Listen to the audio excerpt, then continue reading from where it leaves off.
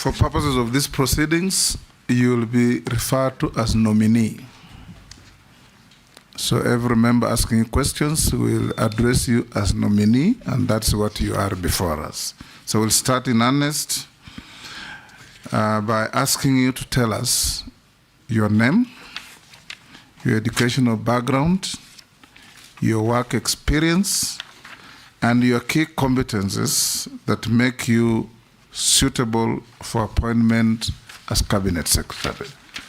You have under 5 minutes to do that. Thank you, Mr. Speaker.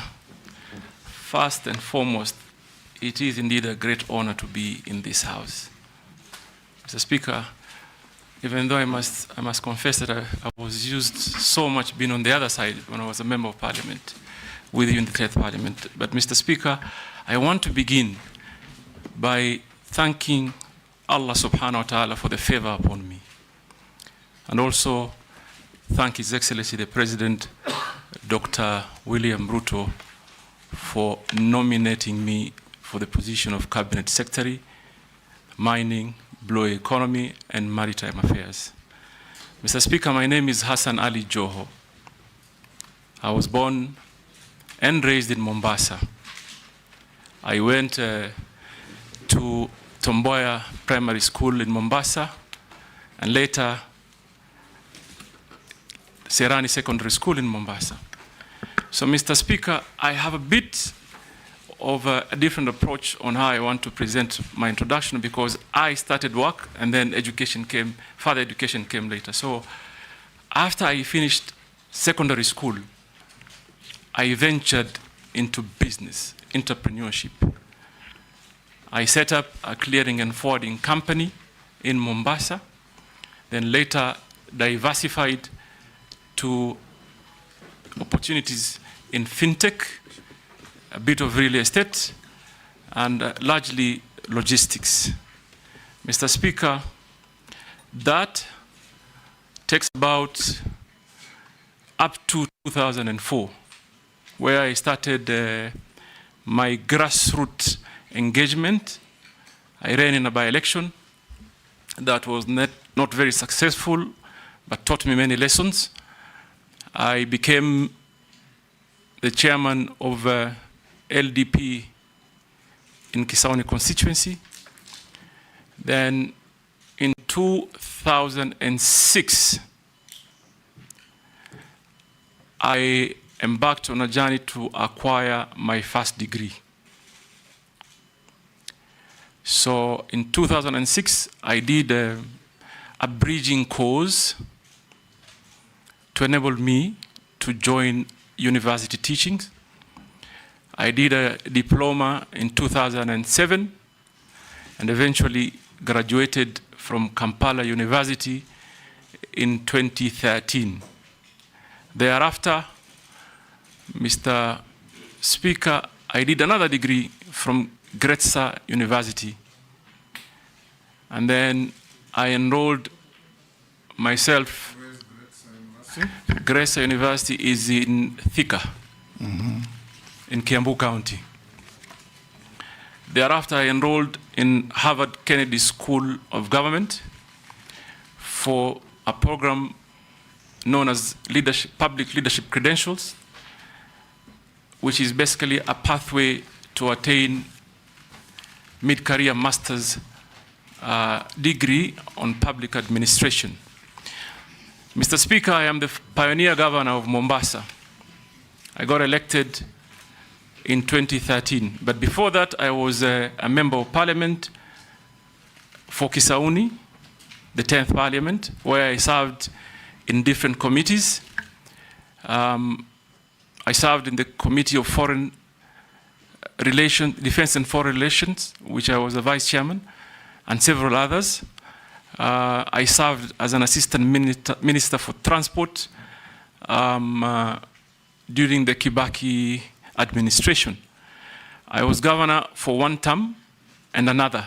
So I served my 2 terms as governor of Mombasa, where I must say I drew a lot of experience in matters governance and transformational ways of doing business in government, Mr. Speaker.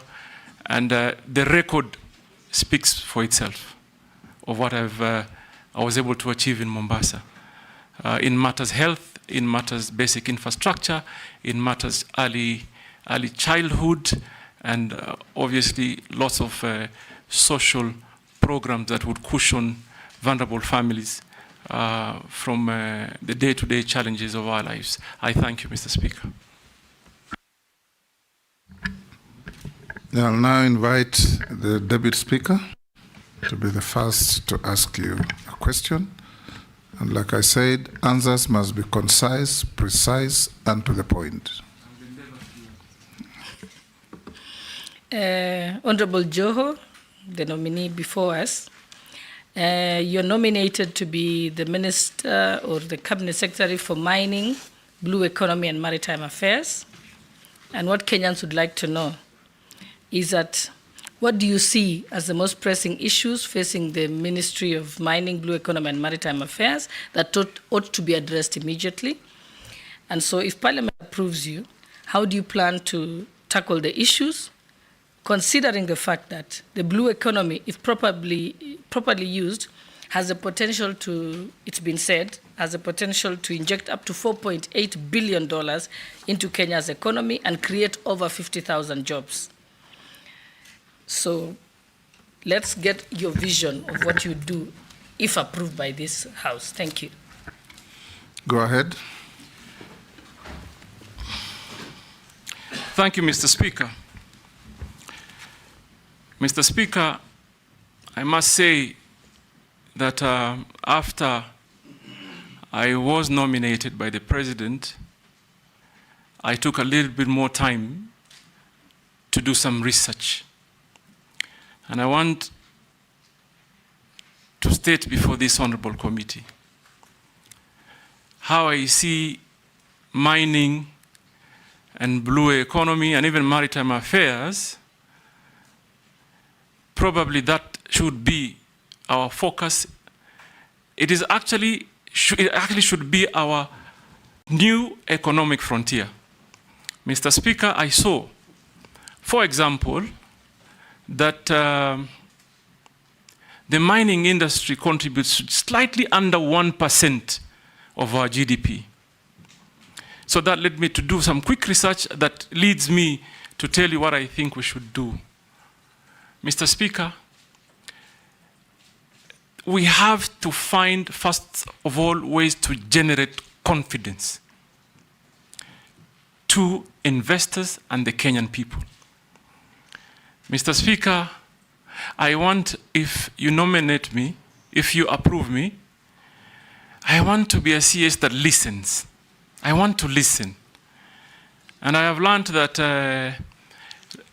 if you take time and listen to stakeholders, there's a lot of information and data that will enable you to make the right policy decisions, create legal frameworks that are responsive to the demands of the moment and attractive to investment. So what will I do first? Listen. 2, involve stakeholders. 3, do an audit of our HR capacity. We do our technological capacity audit and relook at our legal frameworks and our policies. Are they attractive to investment? And if they are not, I must embark quickly on coming up with the proposals and policies that do respond. Because, Mr. Speaker, there is absolutely no way that our neighboring countries have surpassed by far the 10% mark on GDP contribution.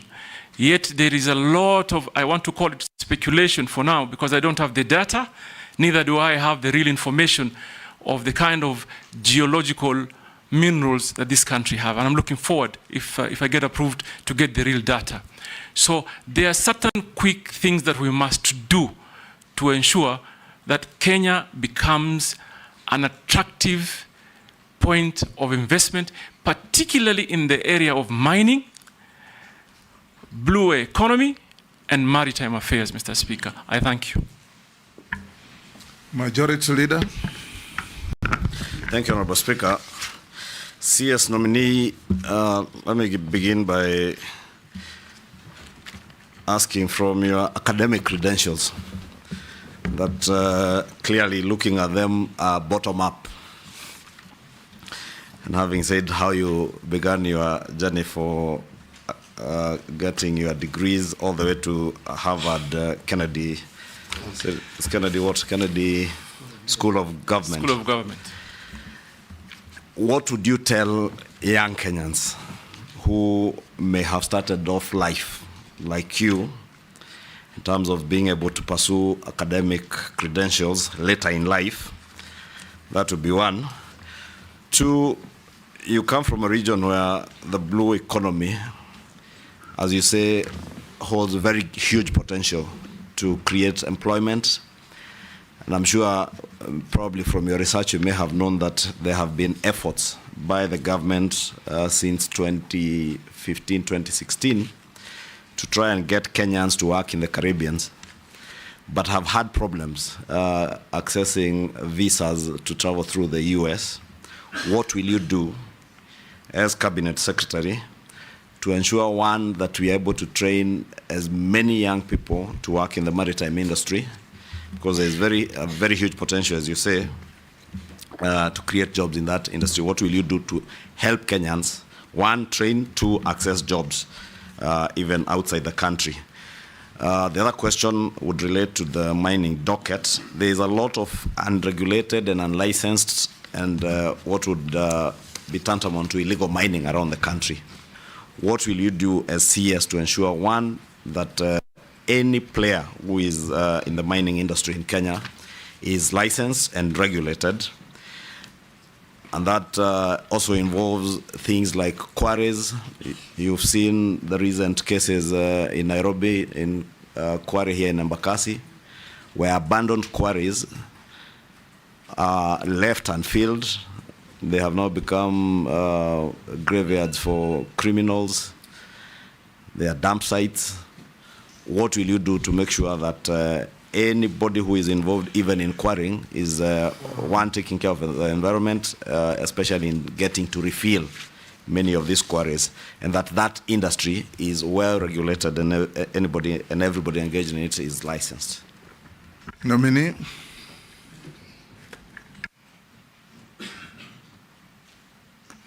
Mr. Speaker, I would have been completely surprised if I was not asked the question of education. Yes, Jeanette. Okay. Let me add something. We can go on and ask your question. Oh, okay. Take those two. Yeah, Mr. Speaker, I want to ask the nominee two questions. The first one, Mr. Speaker, just to add to what the majority leaders asked. This issue of the education background. So, Speaker, I think the nominee needs to, he has alluded to that now he's in the Kennedy School of Government at Harvard. We want to ask him to clear this matter, because this matter, it comes up during elections and goes down after elections. It comes up during elections, goes away after elections, you win the election. We want to slay that ghost today here. Can you share with us from the beginning to the end how it went? And my second question is that where I come from, Lake Victoria is next to it. What do you think what will you do as the Minister for Maritime to improve the lives of the people there in terms of fish industry? The fishing industry is almost collapsing. What programs do you think you will put in place to make sure that livelihoods are supported there by the people who are doing the fishing business or fishing in the Lake Victoria area?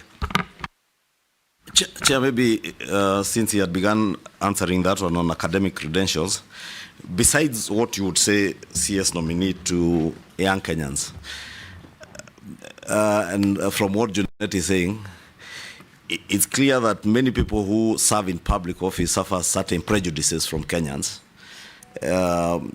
regarding the academic credentials and all that in your past. Probably you can contextualize that in that. I am certain there are many Kenyans who are surprised that you can even converse in English.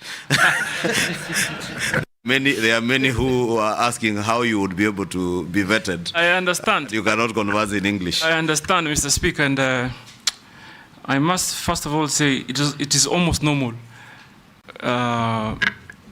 for people to cast doubt of Wapwanis. Sometimes, and Owen Bai and Mishi Boko probably will bear me witness. But we can and we are as qualified as any other Kenyan. Now, Mr. Speaker, I want to walk you through my educational journey and where I drew my inspiration. More than what you did? No.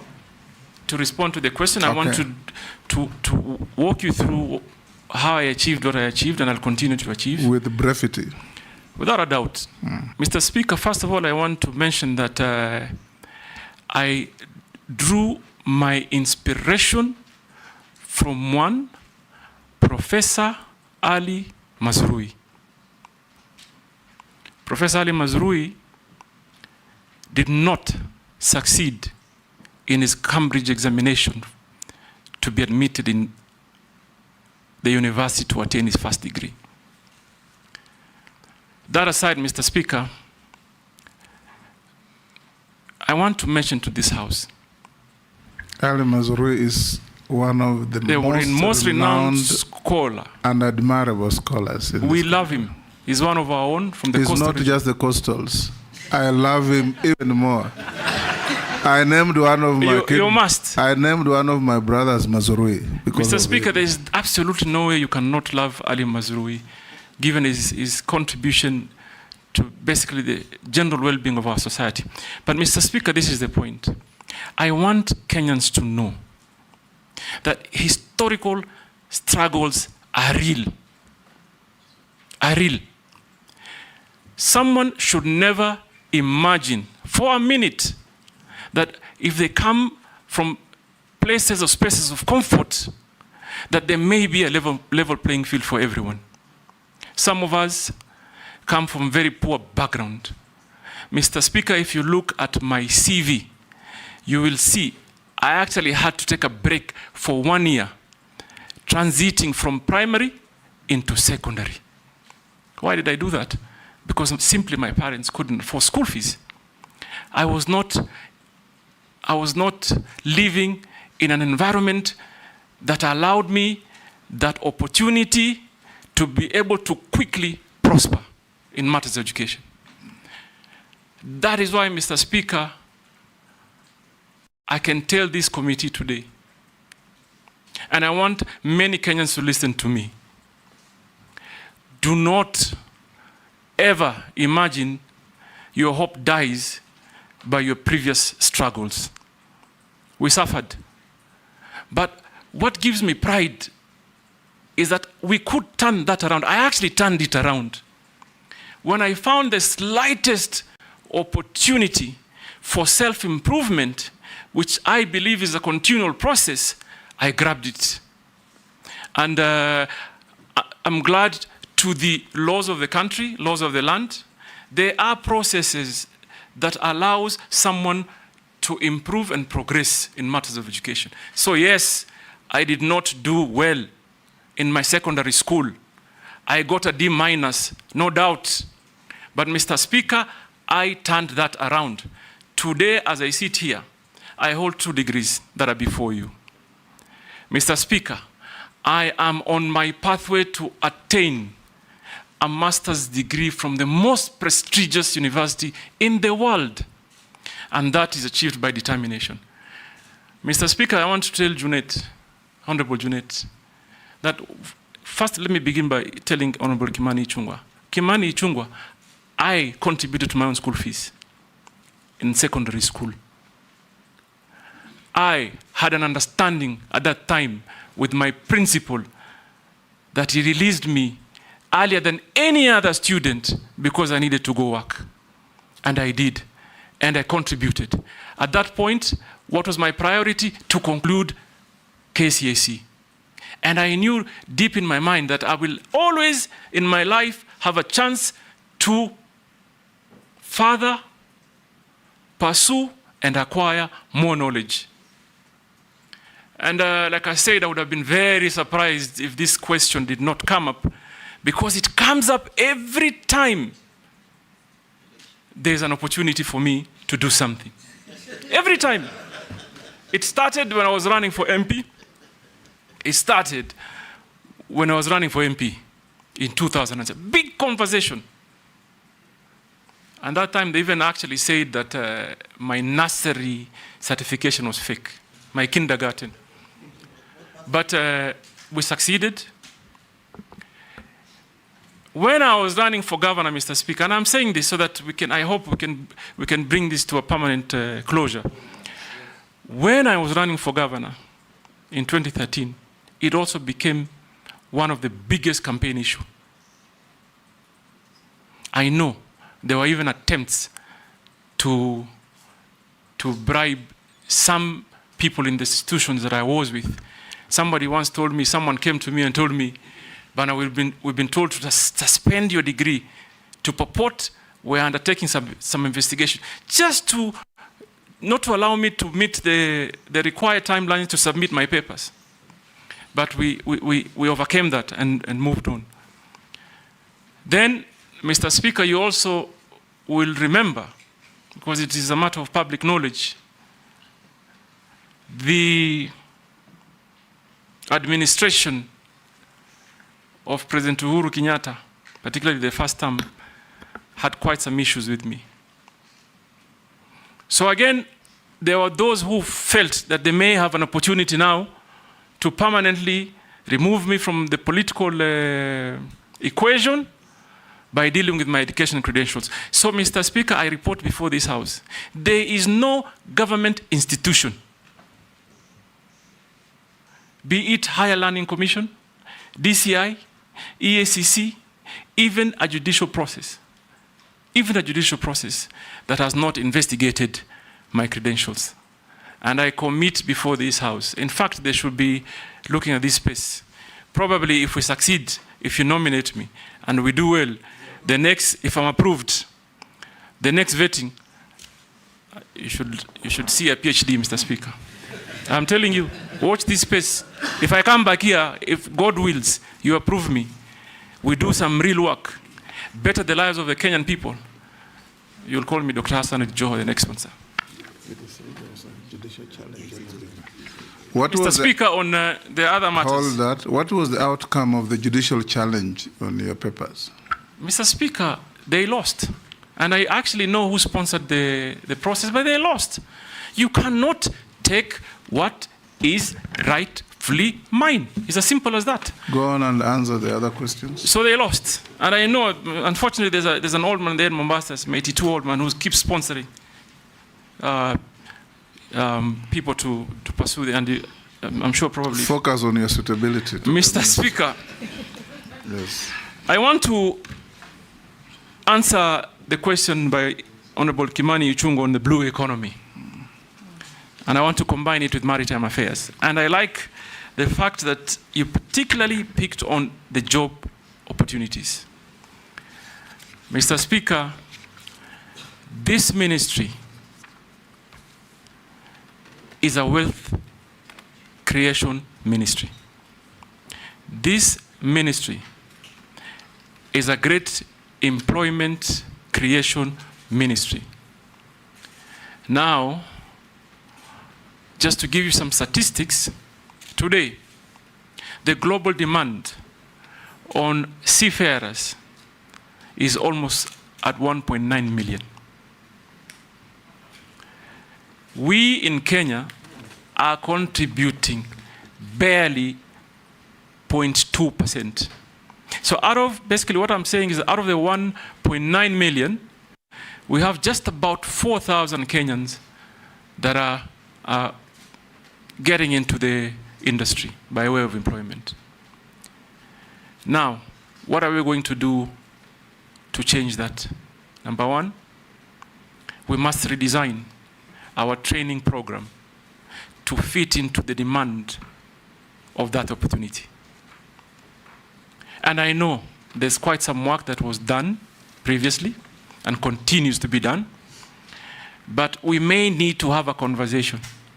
And if approved, I'm going to be running back quickly to this august house to engage honorable members on realigning the policies around training to be able to fit the demands. And I pick particular example.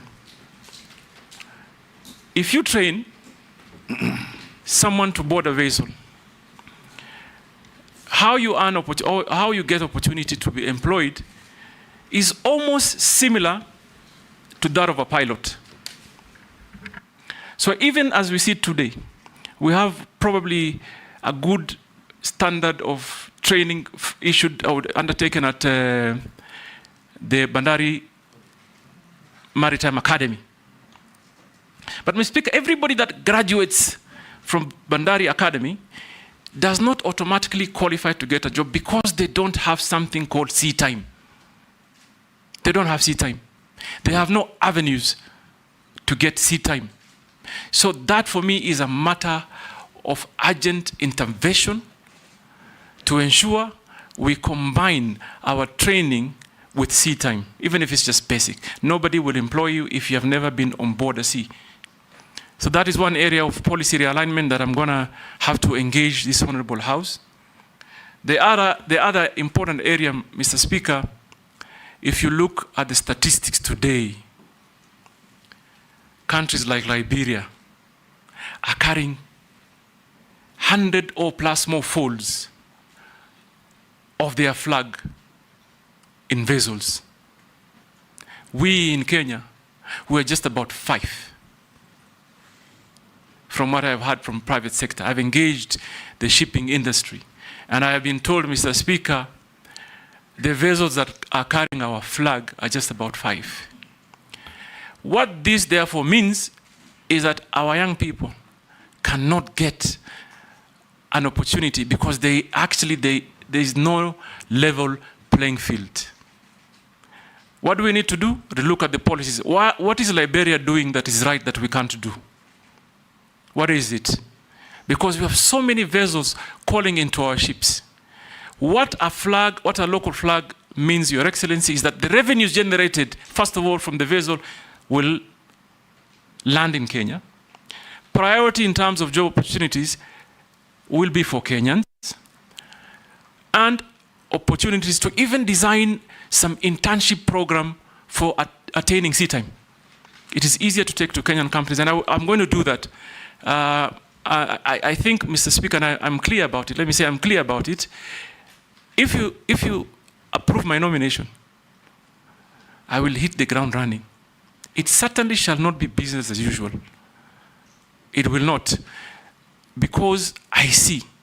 And by the way, Mr. Speaker, so that I give you the context on how and why it is urgent that we quickly realign policies that conform to the needs, it is because seafarer, by all standards, qualifies to be a prestigious job. There's no seafarer, at whatever cadre, there's nobody who earns less than $1,000. So, Mr. Speaker, I'll quickly run. The other question is on the fishing folk, and Mr. Junet, Honorable Junet, talked particularly on the lake areas, and I'm imagining he's looked at the demography well, because I was just looking at some statistics. And I looked lake areas from Muhuru Bay, you pass Siaya into Soiport, Sioport in Busia. And the numbers that are produced, nothing justifies that our neighboring countries are processing more. Understood that they may have a lot of, the area might be wider, but they are processing 100-folds more, particularly for export. What do we need to do? And I've seen this problem, for example, in the fisher folk and artisan fishermen in the coastal region, from Kiunga to Lungalunga. And government has put some effort. Let me just acknowledge. Government so far has given boats and some storage facility. And they're building landing sites that are some complete and some yet to be complete. But that alone doesn't solve the issue. There is the issue of capacity building.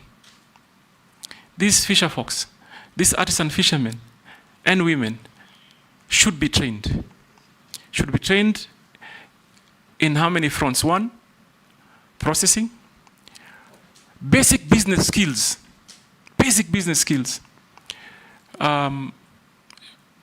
storage, and value addition.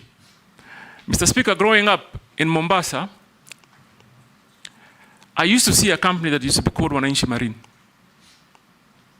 That company was employing on a daily basis not less than 3,000 women to do fish processing. But as we sit here today, Mr. Speaker, there is no single factory that I can directly point at that does the same. And it's going to be my business. Number one, to create a lucrative environment for investment. You have to combine private sector investment, government support, and people's participation. And idea number one is, for example, if we want to help the fisher folks and fishermen generally, we must develop strategy like creating collection points. And I tell you, Honorable Kimani Ichung'wah, why I say that, because one boat goes out, comes with possibly 20 kilos, and they are likely to be possibly around maybe 100 boats of such capacity. But everyone who comes don't call in into the same landing site. What do? They find means to buy ice blocks and store. But imagine if we put them in a cooperative, manage them and organize them, train them. You arrange collection points. Why we don't export our fish very well is because we don't consolidate it. We don't consolidate our catch. So for me, I should have a truck picking from Kiunga into Owen Bay's constituency, Owen Bay's into Mombasa, into Kwale and Shimoni. Consolidate it so we bring adequate catch that will qualify for even export market. Mr. Speaker, Honorable Ichung'wah talked about on restoration programs of quarries. There is a law in place, but it's not enforced. What do I think needs to be done? Number one, we must create synergies with county governments. Why do I say so? They are beneficiary of the royalties. We must train and encourage the Kenyan people to abide to the required environmental standards. Number three, we must work on our enforcement, and this will require a multi-sectoral approach that I'm probably going to initiate. And maybe on the policy issue is that we may consider requiring or requesting when you are licensed to mine, so that we are assured you will actually work on restoration, create a bond, a surety bond, whether by way of bank guarantee or whatever formula that works, so that you deposit it in government, a similar amount or an estimated amount. So if you don't restore the site that you've mined our geological wealth from, we have bonded you. So you just don't walk scot-free. Mr. Speaker, you've answered all the questions. I think I have answered all the questions. Good. I thank you. Those who have never heard of Ali Mazrui, I encourage you to read a few of his books. Africans, A Triple Heritage, Africa's International Relations, and Africans from Slave Ship to Spaceship. Mr. Speaker, if you have some extra copies, I'm going to pick some from you. Pardon? Good. If you have some extra copies, I'll pick some from you. If you've read, unless you're collecting them. I'll share with you. Naisula? Thank you, Chairman. To the nominee, during your preamble, you thanked His Excellency the President for nominating you. and that is why you're before this committee. You are in public having said, and I quote you, "I don't ever dream of engaging with Ruto." Mimi niongee na Ruto? Niongee na Ruto nini?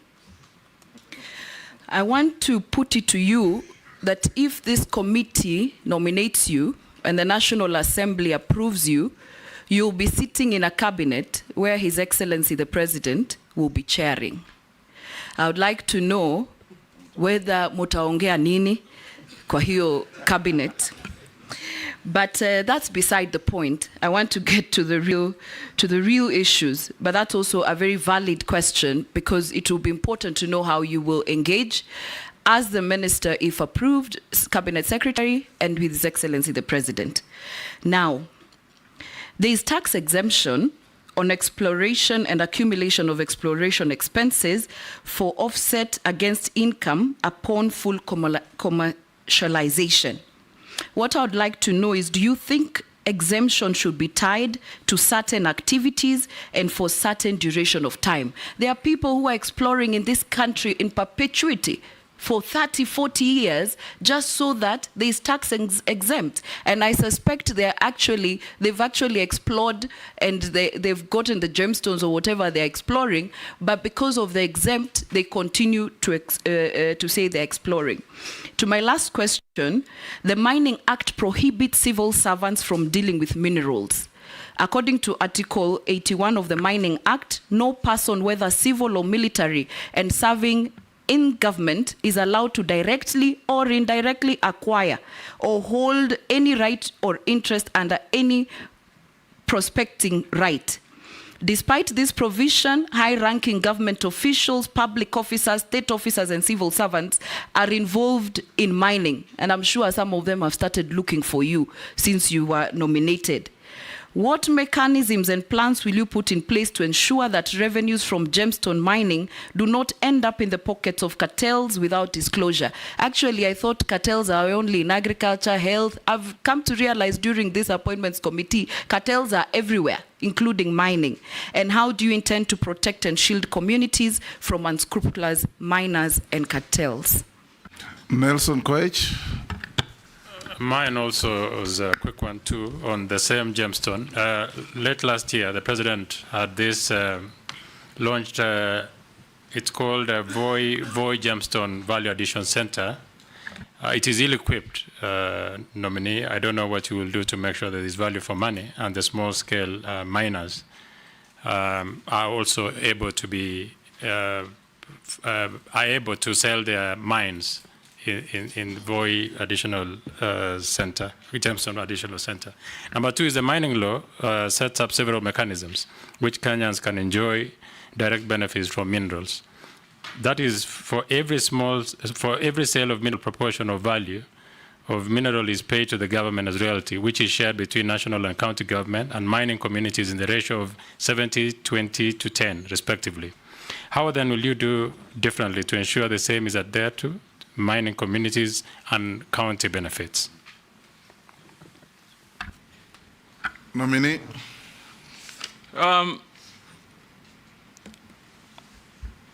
Honorable Naisula, you talked about exploration, but my research tells me, and I'm yet to get a detailed brief from the ministry, that you're imagining there are people doing exploration for 30 years.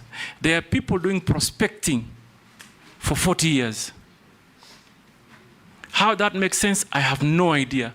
Whether it happens anywhere in the world, certainly it cannot be. How do you prospect for 40 years? So we need to quickly relook into our policy, Mr. Speaker. We can't as a country. And this explains why mining GDP's contribution is under 1%. It can't continue like this. It can't continue. And Honorable Naisula, you are very right. If you thought you saw cartels, I've come to learn within this short period of time that I've been nominated, there are greater cartels in the mining industry. And Mr. Speaker, if you approve me, if you approve me, that is where I begin. Remove the cartels, remove the brokers. Mining industry in Kenya cannot be a market of speculators. Mr. Speaker, I've also learned that before someone hits the ground, you'll find instances where a company has exchanged hands more than 10 times. Someone has gone, applied for a license, given a license, sold it to the speaker, then sold it to Naisula, then sold it to Owen, then sold it to some farm in Canada, that one sells to China. All that time that they're speculating and gaining profits, the Kenyan people are losing. They are losing. It's only that I am, and this is a task I'm going to take, because it looks like Kenyan population really do not have an idea of what geological minerals may be in the country. They must get involved, and I'll take it upon me to ensure they get involved. So I identify completely with your sentiments, Honorable Naisula, and this is an urgent matter that must be discussed and be realigned in a manner that works and defeats those cartels.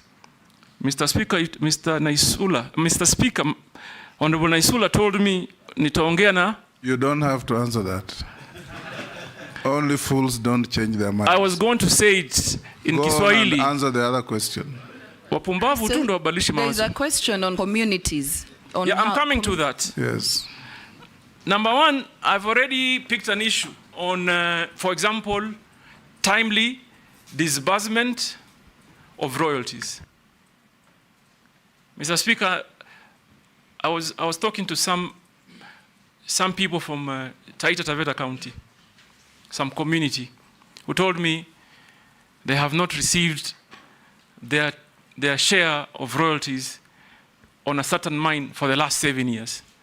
That can't work.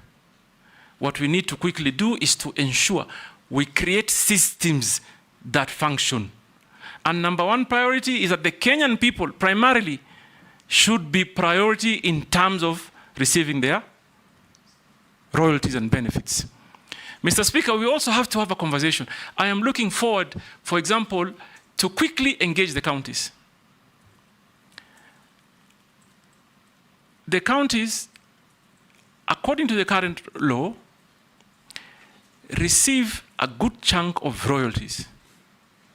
Maybe we may need to look at our legal framework on how we can also cushion the communities in the counties by ensuring that we maybe ring fence some of the resources to development. Why do I say this, Mr. Speaker? You know very well. Geological minerals do get depleted.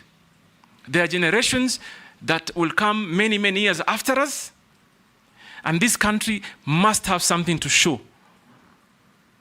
We can't, it just can't be a story that Kenya had this and there's nothing to show. So, Mr. Speaker, I am going to engage and create working synergies with the counties and formulate, create a framework that is efficient in disbursing royalties.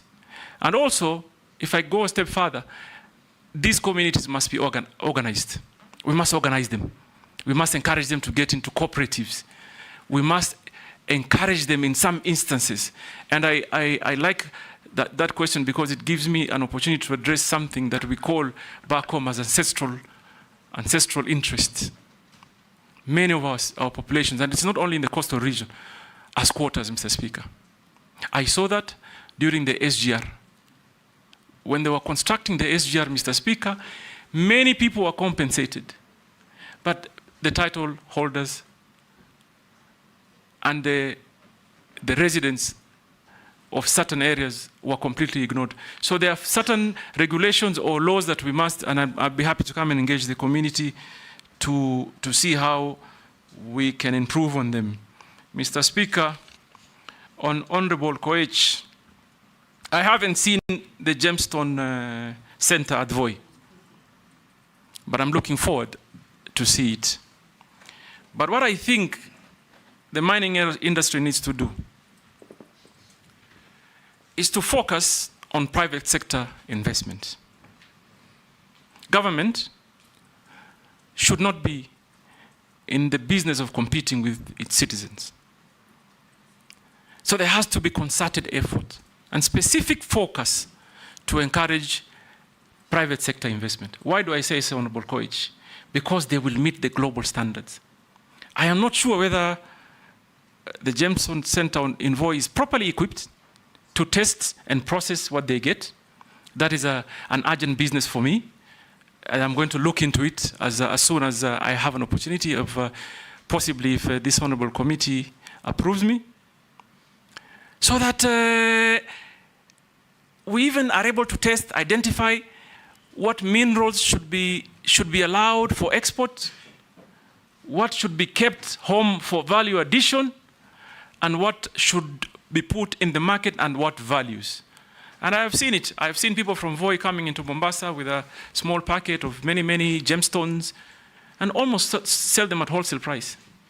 Someone else picks them up, some foreigner will pick it up, go to Hong Kong, go to Thailand, and make double or triple the money that, that Kenyan ordinary man would. So I will look into that as a matter of urgency, Honorable Koich, and I'm hoping that I see the passion.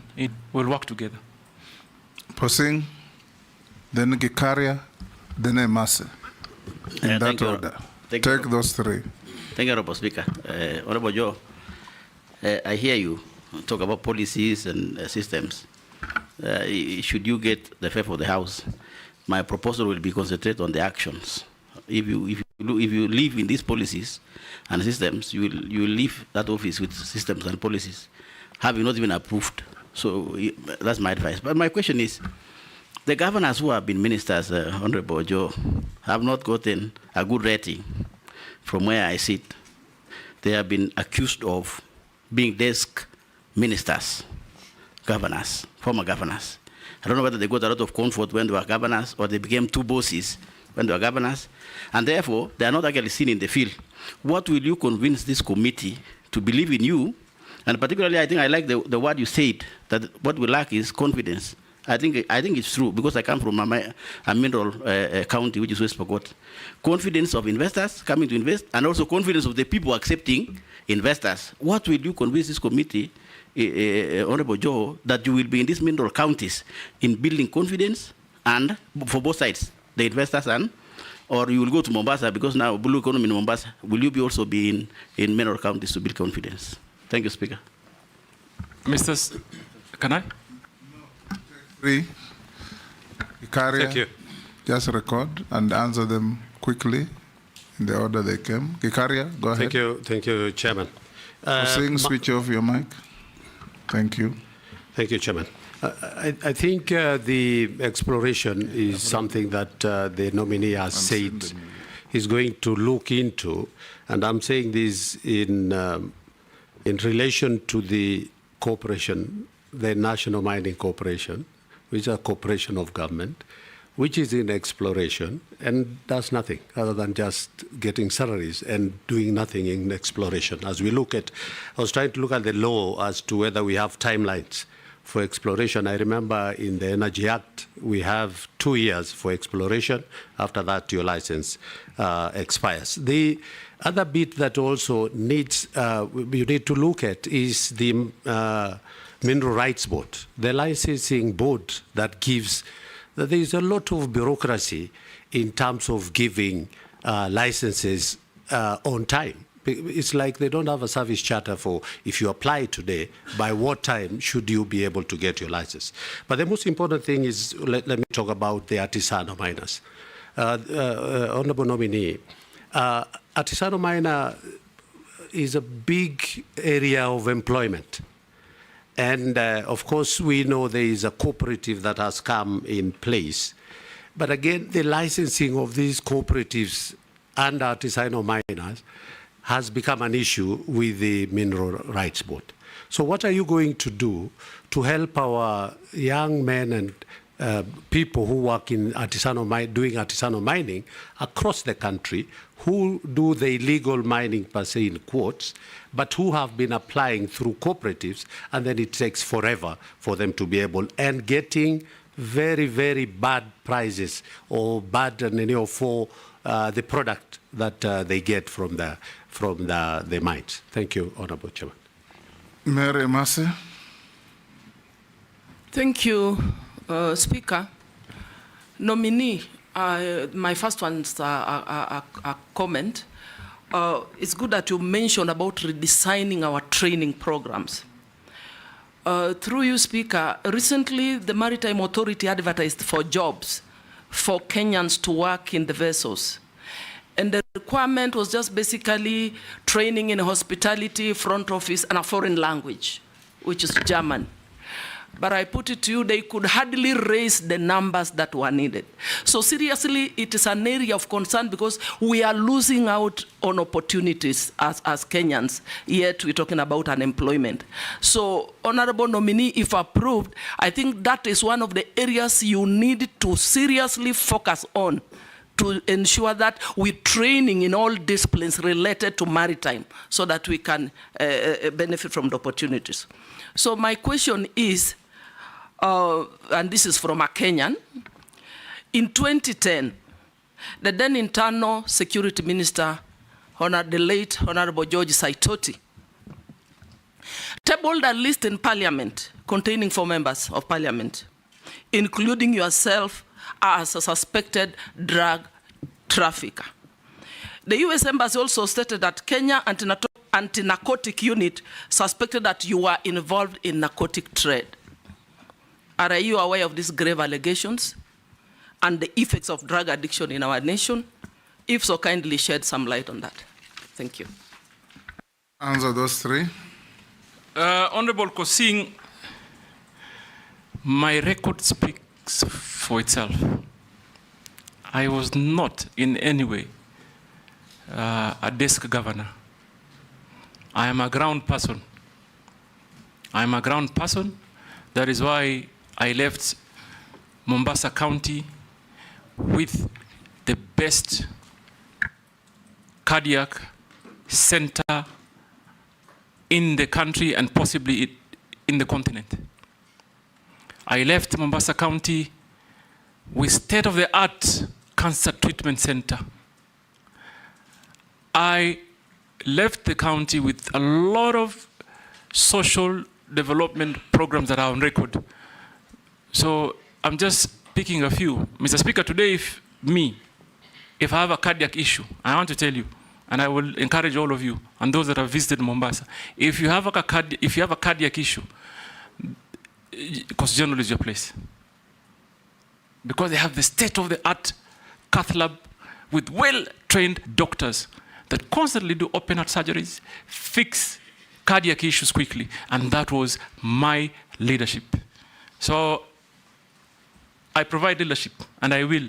And in the mining and blue economy and maritime, if you approve me, I will hit the ground running, Mr. Speaker. On matters of licensing, I don't know whether this committee understands the process that is applied on licensing, but I'll quickly share from what I found out. And I'm saying that this I found out from the private sector. Number 1, you go to the potential area and engage either the landlord or the communities or the county. Then you get a consent. Then online, there is what they call the cadastre that covers the whole country in potential areas in matters mining. Then once you have the consent, you peg on the cadastre. And then at that point, you do a physical license application. And I've already heard of many instances that people have falsified documents to peg on the cadastre. That is number 1 hindrance on efficiency on issuing license. Because then therefore, a true potential, and this basically mostly is done by speculators. So the true potential investor does not get an opportunity to even apply. So we first of all must fix how we handle the pegging. We must have technological means of ensuring that whatever is is used to peg a site meets the standards. I have had, for example, someone who just upload a newspaper, and that acts as a consent, because the technology currently doesn't have the ability to authenticate some of those documents that are uploaded. So what do I say? I say we need to digitize end to end. We must digitize it end to end. And Mr. Speaker, let me put it this way. Even in our own country, I know for sure, for certain, there are young people with enormous capacity and potential to help us develop. I must also say that I was taken by surprise when during Mandaman, there are some young Kenyans who quickly developed and designed a communication program. And people are communicating like an app overnight. It tells you our young people have the capacity. And for me, Mr. Speaker, if I'm approved, my urgent and priority first step is to involve the young people. They can help us grow. They can help us fix many things locally. Like, for example, I believe something like a cadastre, where it holds a lot of information that is very strategic for the country, must be fully hosted here. Cannot be hosted, for example, by a competing country. So for us, what do? We invest in technology end to end. Right now, I'm informed that they have done it, but there's quite a human interaction phase that we must try and do away. It will create efficiency. It will also deal with corruption issues. So I hear you, Mheshimiwa, and I can tell you that that will be my priority. And also, I want to talk on the artisanal miners and licensing. They go through similar challenges, Mr. Speaker. They go exactly how a private sector investor suffers is the same way, unfortunately, the artisanal miner also suffers. So that, for me, is something that I must look into. For me, Kenyans must be allowed to exploit their wealth so that they can better their lives in a manner that is organized, safe, and most importantly, beneficial to them. So that I will do. Mheshimiwa Imase, you talked about training. I couldn't agree more that we must design our programs or the architecture of training in a manner that fits the needs of the players. We must do that. I mean, there's no two ways. What do I think I will do? Obviously, I will begin by evaluating the Bandari Academy. But I'm going also to try and forge partnership with, for example, Technical University of Mombasa, the universities around the lake areas, and many others, because those job opportunities are not only for the coastal people. They are not only, they're for every Kenyan. And therefore, we must create a partnership in designing an architectural plan that conforms to what the industry needs. And I will work closely with private sector. Mr. Speaker, finally, Honorable Imase talked about a citizen that sent you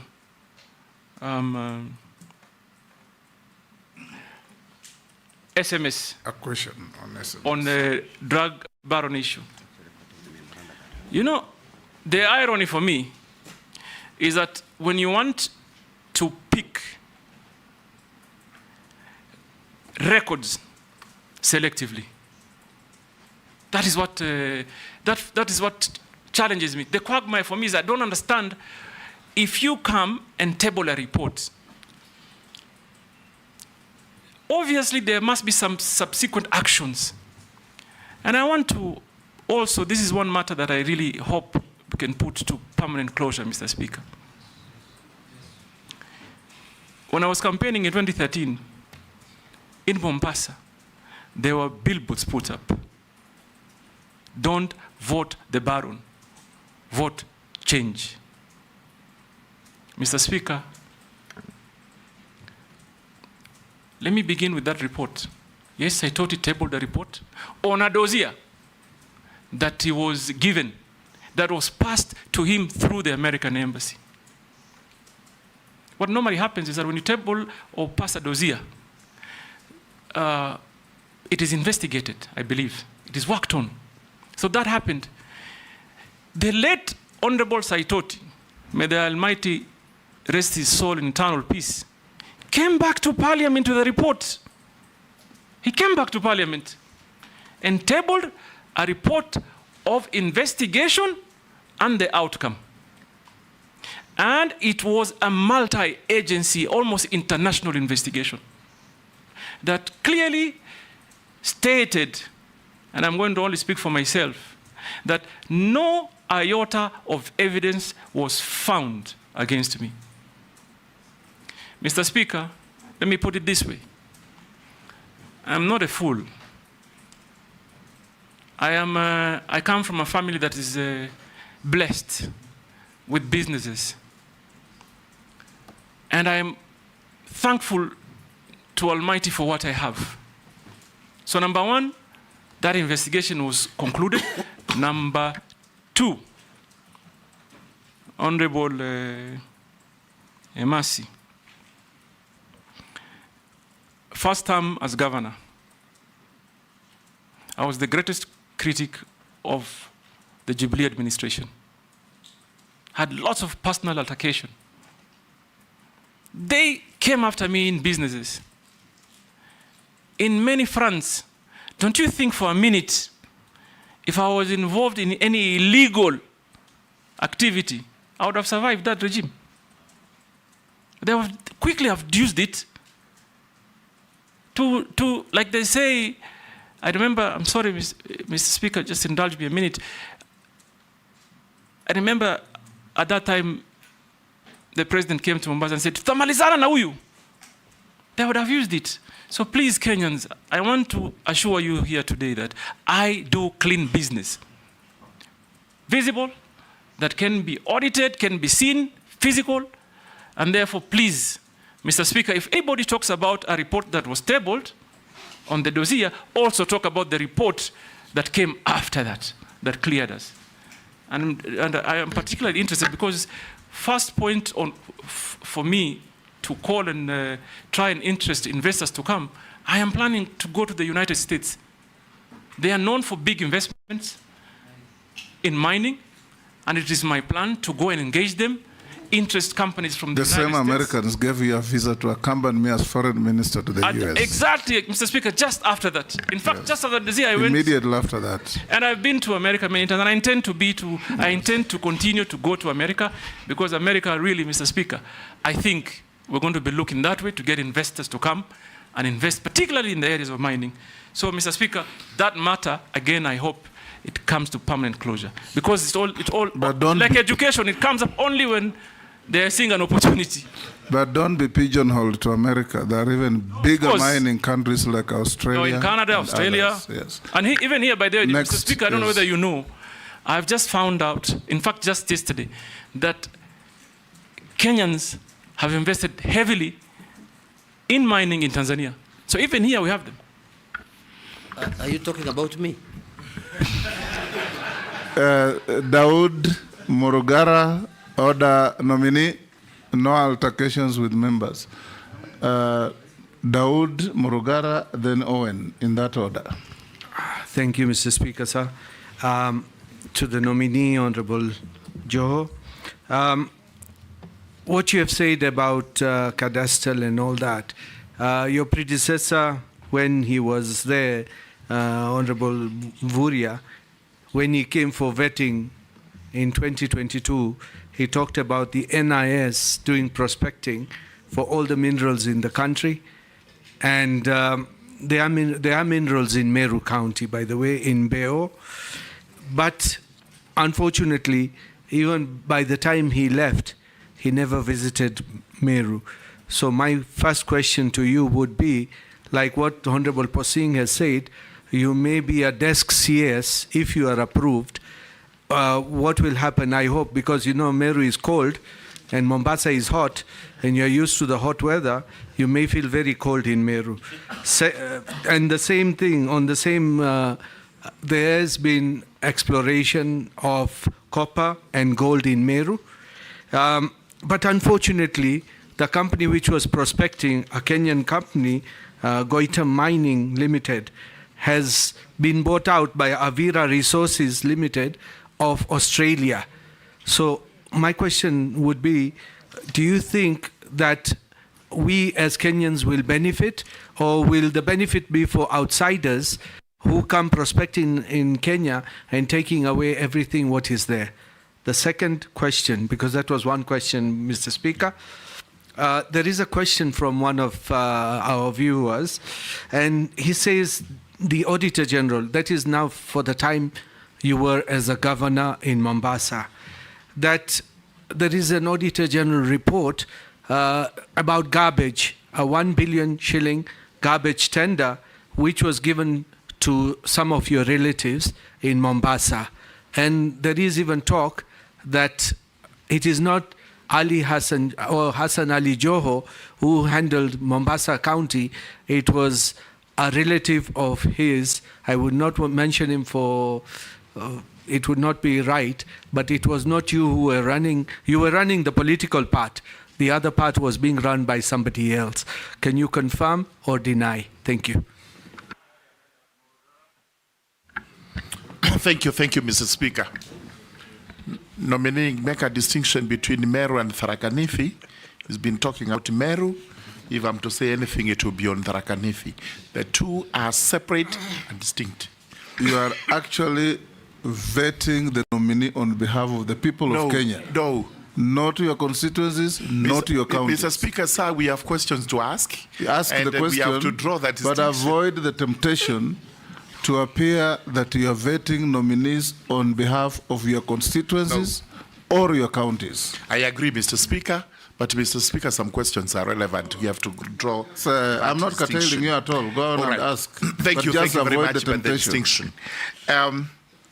Nominee, you began when you were responding to a question by stating that what it is that Liberia gets right and we get it wrong. And here you were talking about maritime affairs, the sea vessels. And I don't know whether you know the historical background, why Liberia is actually the largest flag carrier in respect of ships.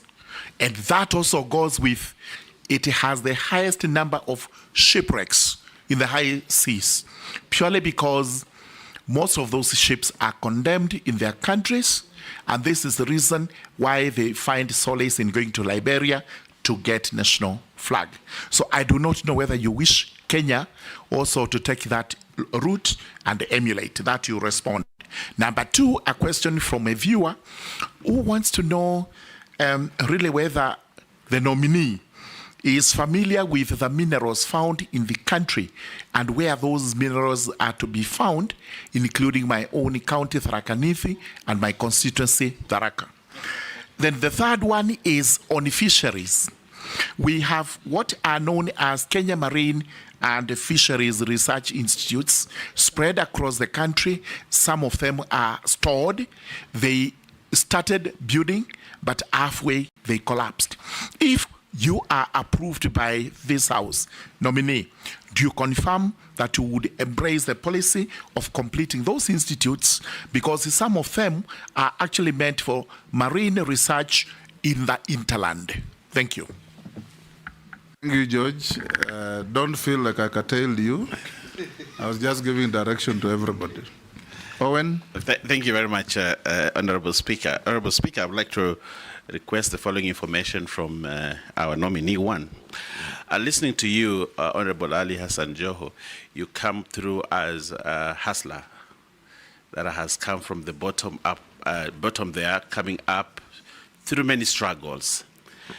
And the very many lessons that we learned from your interaction in this committee. As you sit, if approved by this committee, if you sit in cabinet, how do you help to encourage the hustlers, especially in the mining, in the fisher? The fisher folks in Kenya are basically hustlers who are trying to make it in life.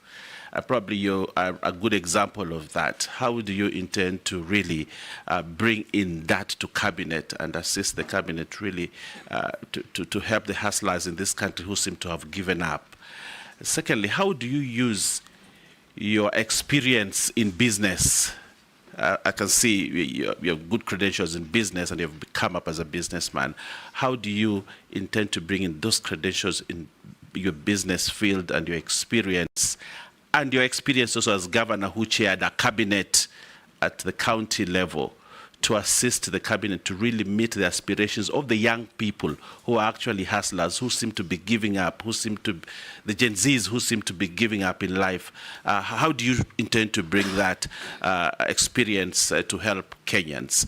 My second question is that specifically to the marine area, there is a marine spatial plan that has been in the works for many years. It has never succeeded, it has never taken off. Many people in the marine industry are waiting for that spatial plan. How soon can this country realize a spatial plan in the marine area? I thank you, Honorable Speaker. You can take those, nominee. Yes, Mr. Speaker. Let me begin first of all by the spatial plan issue. And I believe strongly in planning from an informed position and real-time data management and collection. Basically, if even land use is critical that is properly planned. So this, for me, is urgent, and I'm going, if approved, to ask that it be expeditiously done, because it is important. Honorable Owen, sorry, I'm starting with you, Owen. My experience as a businessman and as a public officer, and I am glad that I've served in different spectra. I was once an assistant minister, got a lot of guidance at that time from the Honorable Speaker. It was my mentor, actually, in Parliament. I participated strongly in matters of legislation. I remember the NTSA formation was done under my watch at the 10th Parliament, Mr. Speaker. And the acumen stature of business I got is for literally experience. And Mr. Speaker, I've run quite fairly big business, and I bring that on board to be able to capture the ideology of a business sector, combine it with public sector, so that we can be able to deliver on behalf of the country. Mr. Speaker, I want to assure Honorable Owen, those wavuvis or fisher folks or artisan fishermen, they need help. They need help to be organized. They need, for example, we must find means, whether by way of partnership or government funding or private sector. And this, for me, is an area of interest because I am aware of the Go Blue conversation. Many young Kenyans have been sponsored, but we need really now to start sponsoring them for deep sea fishing. Because even if they use what they have today, they can achieve that much. But if we get them to go deep sea fishing, then now for me, that will be the game changer. And that is what I will undertake to do if this committee approves me. Mr. Speaker, on matters of stalled projects, government should not have any stalled project. You must plan well. Mheshimiwa Murugara. Government should not have stalled projects. We must develop plans that do work. So that when you start something, you must finish. And like Owen asked, I gained that experience from private sector practice. Value for money and timely delivery is critical. So expect that we'll have a conversation. First of all, I'm not in a position today to say I know all the stalled projects, but we will have a conversation and develop a clear plan to be able to complete the stalled projects. We don't want a situation where we embark on new projects and we leave the old ones stalled. My brother Dawood You talked about NIS prospecting report. I'm not in a position right now to comment about it.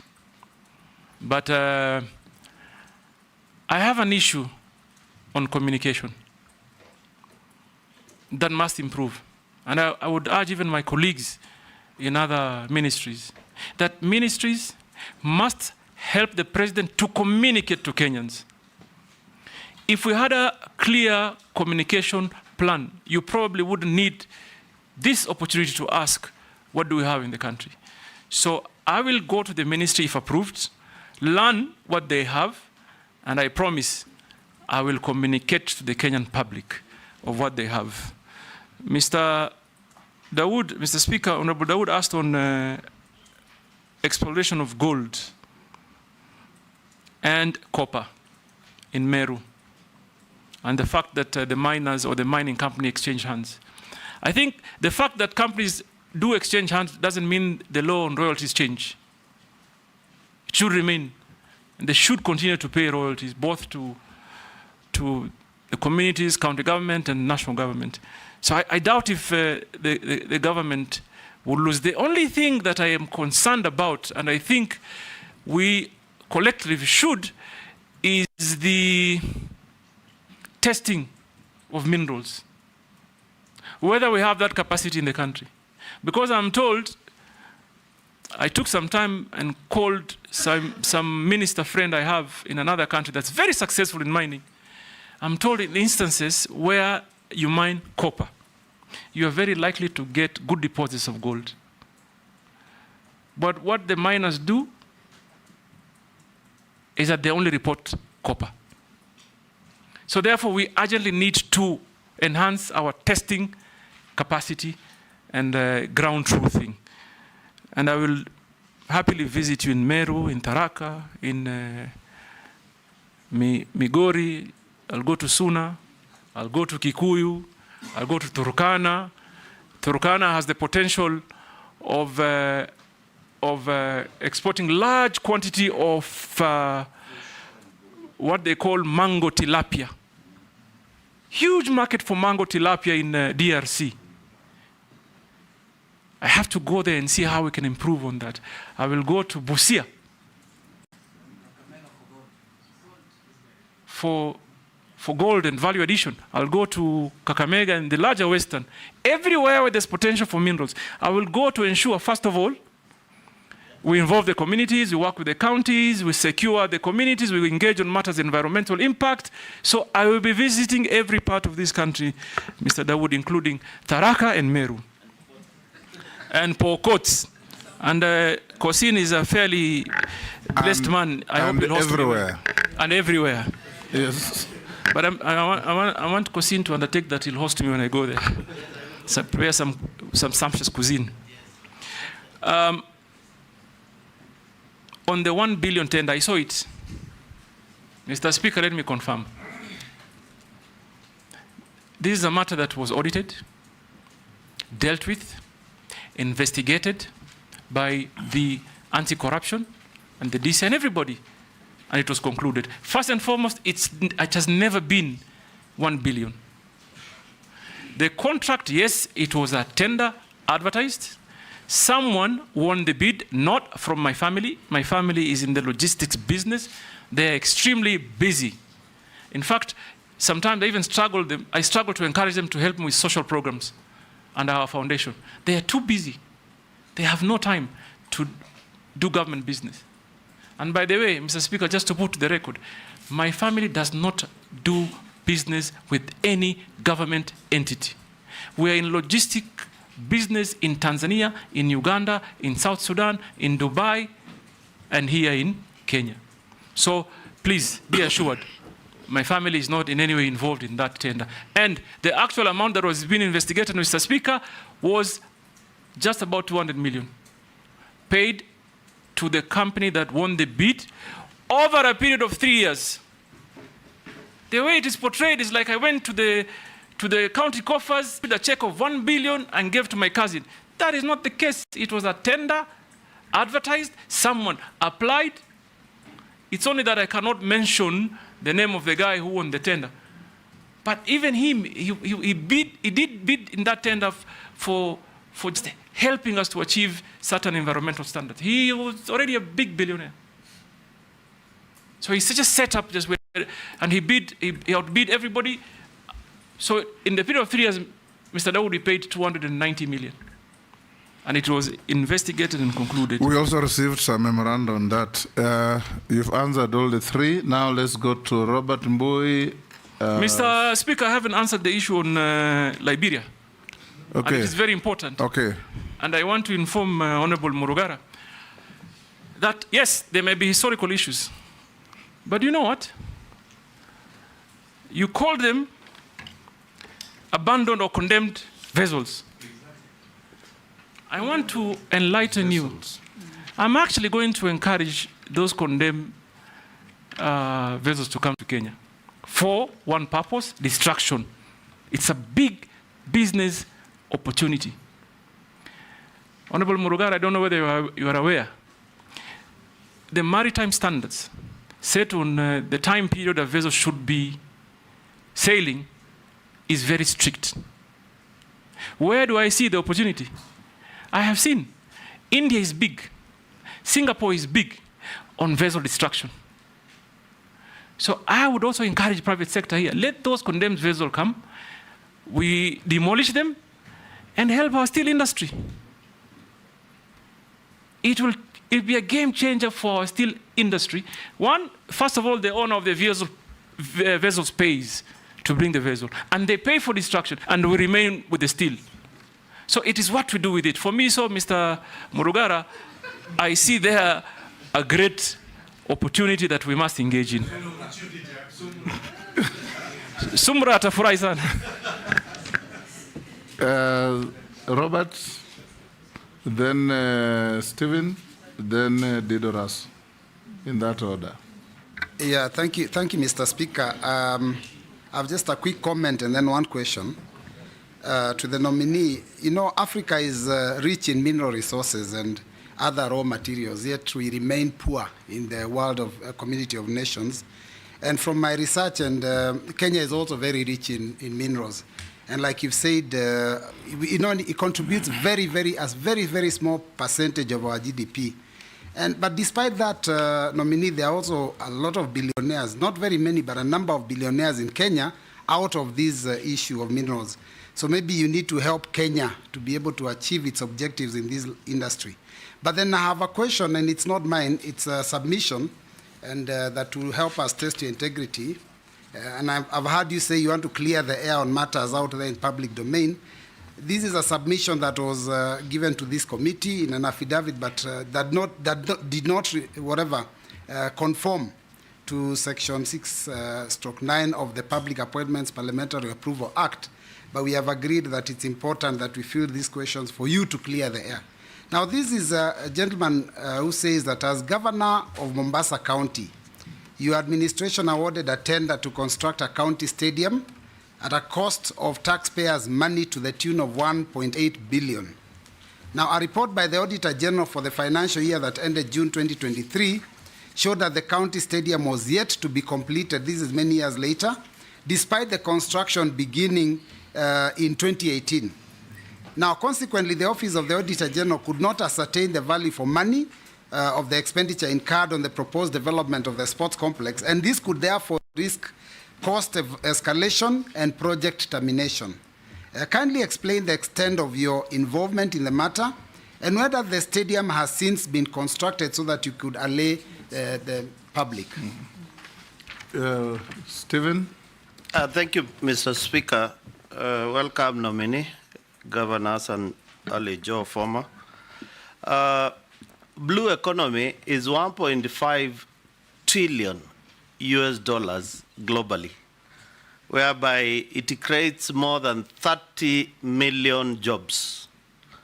And my question is that as you approved or get favor from this committee, you need to look at Kenyans and the young people on how to tap in this space of 30 million jobs to make sure that the young people in this country gets those opportunities. On a lighter one, I've perused your questionnaire which you filled, and I believe you have a number, but on, I think it's a typo error. You gave the number for Safaricom, 0722 000 000. Can you clarify? Thank you, Mr. We'll take the next. Russell. Thank you very much, Honorable Speaker. Honorable Hassan, as soon as I am here, as soon as your name hit the media, people in Mombasa were on the streets, young and old, all of them. A few days later, one of the MPs said, now Hassan Ali Joho should become a cabinet. He should not come back to local politics. My first question is there potential of conflict that you want to be a cabinet minister and also interfere with local politics in Mombasa? You need to clear there. The second question, Honorable Speaker, Honorable Hassan Joho is a businessman, and you deal with many things, logistics, jewelry, all of that. We are giving you mining. Mining today is done by the locals in Navakolo, Ikolomani, Homa Bay, in Moyale and Marsabit, where they do gold and other minerals, and they eke out living through that. Tell us, we as Kenyans, you are looking for private investors. Do we see the potential that you get private investors so that the locals, the communities, will be locked out? Thank you, Honorable Speaker. Thank you, Mr. Speaker. First of all, let me just clarify that my family is not in jewelry business. We are in logistics, obviously diversified a little bit in real estate and trading. Let me ascertain that we are in this industry that is called service industry. We don't work with government. We've never worked, my family has never worked with government. We don't do business with government. We have a straightforward business, and I assure you that we will not do business with government. We have enough already, as it were, to deal with. On the question of the comments by the Honorable MP, no, in Mombasa, on the same one, on the comments. I want to tell you, I now serve the nation. And in fact, I will make efforts to even unite those that are in Mombasa. I must help the president unite the country. And therefore, I must rise above local, divisive conversations. Every Kenyan must be served equally across board. So if there's anything I'm going to do, is to actually endeavor to unite Kenyans and even leaders even more. So be rest assured, politicians have their space, they can say what they say, but if I'm approved, I serve the nation, and I want to assure this House I will do anything to see a Kenyan that is united. Mr. Speaker, on my telephone number, let's begin there. I wonder the kind of calls that I'm going to get today. But you missed out on a digit, so I'll tell you later. Because I can be salimiwad. But yes, it has those many zeros. I may have gotten some shares maybe from on a light note, Mr. Speaker. So I want to also say that I agree with the Honorable Stephen on the space in the blue economy. And Mr. Speaker, if there's one thing that this country needs to focus on, is mining and blue economy. I believe if we take the right strategy, we deploy the right strategy, we can even remove ourselves from the hole of debt using our own resources. We can. We can. And we should. And therefore, I'll make it my business to ensure systems that work are deployed, processes that are efficient are used, so that we also can help this country move from the burden it is in today. And I believe strongly that this ministry is a ministry of wealth creation and employment opportunity. And that will be my focus if you approve me. Mr. Speaker, someone touched, Honorable Roberts, you touched on Mombasa Stadium and the GDP contribution. By the way, from what I read, when I was doing my research, I saw that Kenya was reporting 1% contribution to the GDP. But that included Base Titanium, which was actually the largest mining company in Kenya, which closed shop and left. So even if you remove now what Base Titanium used to contribute, we could be even lower to maybe 0.5%. And there, we quickly need to start moving so that we embark on getting real investment and in real time. Finally, Mr. Speaker, is the stadium. I saw that, affidavit. Now let me tell you what Mombasa was planning to do at that time. The idea of building a stadium was conceptualized around 2019 towards the end. We designed, we wanted to build a world-class stadium. Designed, put it up for tender. The tender was won by a Turkish company in partnership with a local company. So the stadium that we had wanted to build in Mombasa was a modern stadium that is built mostly by steel. And that is why physically you may not see the work done when you go to the ground. But I want to assure this House, and this has been a matter of investigation. It has been investigated by the Public Works. Even that Auditor General report, when it went to the Senate, it was cleared. It was not investigated by the Ministry of Sports, that all the earthworks have been completed. So what was remaining is to bring the steel bit of the stadium and just install, which I was made aware that 70% thereabout of it had been completed in Turkey. And it was just not a basic stadium. In there was multi-purpose hall, amphitheater, Olympic-sized swimming pool, and the rest of the facilities. Now, where we faced the challenge, 2019, we award a contract. 2020, hit hard by COVID. And obviously, as a leader, like many of you did, is to first of all find means and ways to cushion your people. Mombasa, at that time, announces 50% waivers on all levies because of COVID. So a sudden drop, significant drop of our local revenue. Then, subsequently, the Revenue Allocation Commission re-engages on a new formula that made Mombasa lose 2 billion shillings. 2 billion shillings. We moved from an allocation of 8 billion to 6 billion.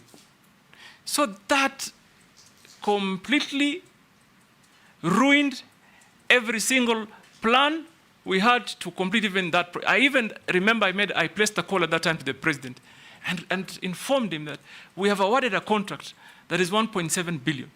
COVID has forced us to waive levies to cushion Kenyans. Our allocation is lost by 2 billion. How are we going to pay for this stadium? And I invited at that time the national government, please come on board and help us to complete this. Because it's already, as I speak today, I'm aware it's already completely done in Turkey. If we have resources, we pay and they come, they install. If they come within 2 months, you have a stadium up and running because all the earthworks are completely done. So I assure you, first of all, it's not 1 billion that has been paid. What has been paid for earthworks and part of the steel, and also 30% of the steel is already in Mombasa. If you visited the stadium today, you'll see they've already put up one side of the stadium as a sample. So, first of all, amount spent, no, not 1 billion, just about 400 million. Earthworks are done, 30% of the steel is in Mombasa, 70 is in Turkey, and I hope, and I want to encourage even my current governor to engage. And I know he's doing it. He's talking to national government because they're still struggling with the resources. So that allegation, be rest assured, tender was done above board, money, value for money for certain, investigation completed, no issues at all was raised by the relevant institutions. So, what was the question, Mr. The Speaker? question was, by bringing in mega international investors, are you going to disenfranchise the local artisan miners? No, this is what I think should happen. Obviously, for us to make meaning of what we exploit, we must encourage international investors. But I also appreciate that if Kenyan people or companies do invest, they have a greater advantage because all the dollars that are paid now will land where? Here. And for me, there's two fronts. One, artisanal miners can be organized. And by the way, we should even look at the law if we can encourage that if you are licensing a big company, for example, to mine copper, say in Busia County, we can, in the same spirit, organize local people. If we are allocating 10 acres, why can't we hire, for example, 2 acres, train local artisanal miners, equip them to make sure they are safe, because safety is a great issue, so that they can also participate in the building of the nation. And that really is a matter we are going to engage in collectively so that we cushion people, so that exploitation does not negatively impact the people of Kenya.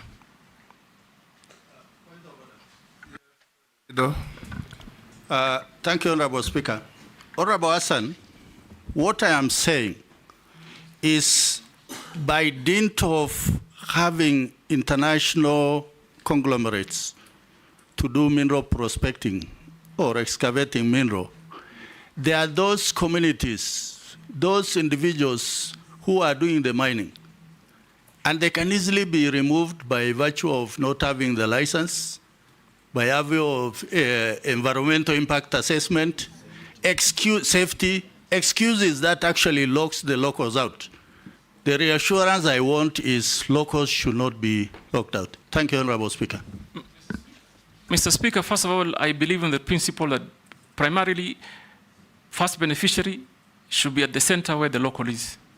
And we will do everything possible to cushion that local. And I said it earlier, and I want to repeat it again. We must equip them to be able to do real business. Number one, train them in matters mining, equip them, matters of safety, and even give them basic business skill so they know value for money. For example, Mr. Speaker, in Migori County, the artisanal miners, they go for small collection. Somebody just wants to collect enough to eat for the day. They go in very dangerous or hazardous environment. When they think they've gotten what will give them that meal for that day, they go home.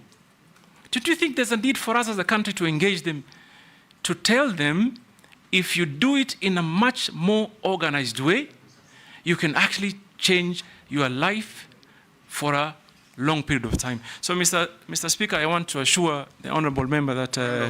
Point of order. I was hoping that you would say something like this, that you'd promote a legislation, like happens in many countries, that if a foreign investor is coming in, they must have a component of local shareholding, so that we don't only benefit, because when an investor comes in, we only benefit from their investment and employment and tax in Kenya, but they repatriate the entire amount of their profit. So we should be looking towards that, or else the country will be owned by foreigners.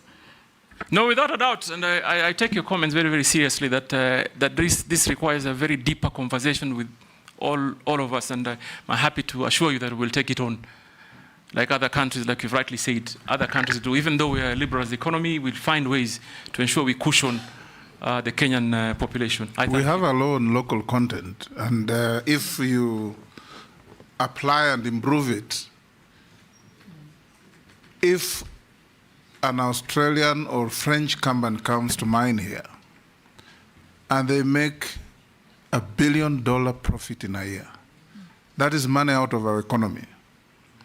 If 40% of that money goes to local shareholding, that is money into our economy. The most important thing is to structure such that the local content is not used to create a cabal of a few super rich against the rest of Kenyans. The local content could be a county, could even be government shareholding through parastatals in your ministry. The government also has a duty and a right to incorporate companies on behalf of the public and have them be shareholders in those mining activities. If a foreign bank makes 30 billion profit in Kenya, that is money out of our economy. If a local bank makes 10 billion profit in a year, that is money into our economy. We'll take the okay. I think, Mr. Speaker, I couldn't agree more. And probably that maybe the reason as to why the National Mining Corporation was formed, one of the reasons. And because National Mining Corporation is not fully functional today, and Madam Boss, this, first of all, maybe the first area of potential, get them to partner with other investors so that they can achieve that local content. And I will strongly propagate that it happens. Thank you. In fact, before I call Shuria, at independence nominee, the government had ICDC that was a shareholder for the government and the people of Kenya virtually in each and every international investment that came in, be it Coca-Cola, whichever you name it. And they were holding this on behalf of the people of Kenya and generating wealth for the people of Kenya. Now we'll take the last four in a row: Honorable Shuria, Honorable Mishi, Honorable Mukami, and Honorable Caleb Amisi, in that order. Thank you, Mr. Speaker. Mheshimiwa Joho, there are numerous abandoned mines and quarries across the country that are a danger to the people. What measures will you implement to ensure the safety and rehabilitation of these sites? I thank you, Honorable Speaker. Shimbogo. Thank you, Honorable Speaker. Honorable Speaker, just to know that the nominee today used to be my governor for 2 terms in Mombasa County, but today I'm here as a member of the Committee of Appointments, and I'm being governed by the rules and procedure of vetting. My first question to the nominee, although the nominee has talked about training, but I want to pick one particular component on training on the seafarer or regarding maritime studies. This is what is abbreviated as STCW, meaning Standard of Training and Certification of Watchkeeping. Most of our seafarers, they're educated, they have the qualification, but they don't have the certificate for STCW. And that is why most of them, when they want to acquire jobs to the vessels, it becomes an impediment. I know the ministry has reduced the payment for such training, and now is at around 15,000 Kenya shillings. But still, most of our formative groups, and those who are vulnerable, those from the minority, the marginalized, the youth and the women, they still can't afford to pay that money for that training. And yet His Excellency has really been talking about working on ensuring that we create employment, because unemployment is a threat now to this country.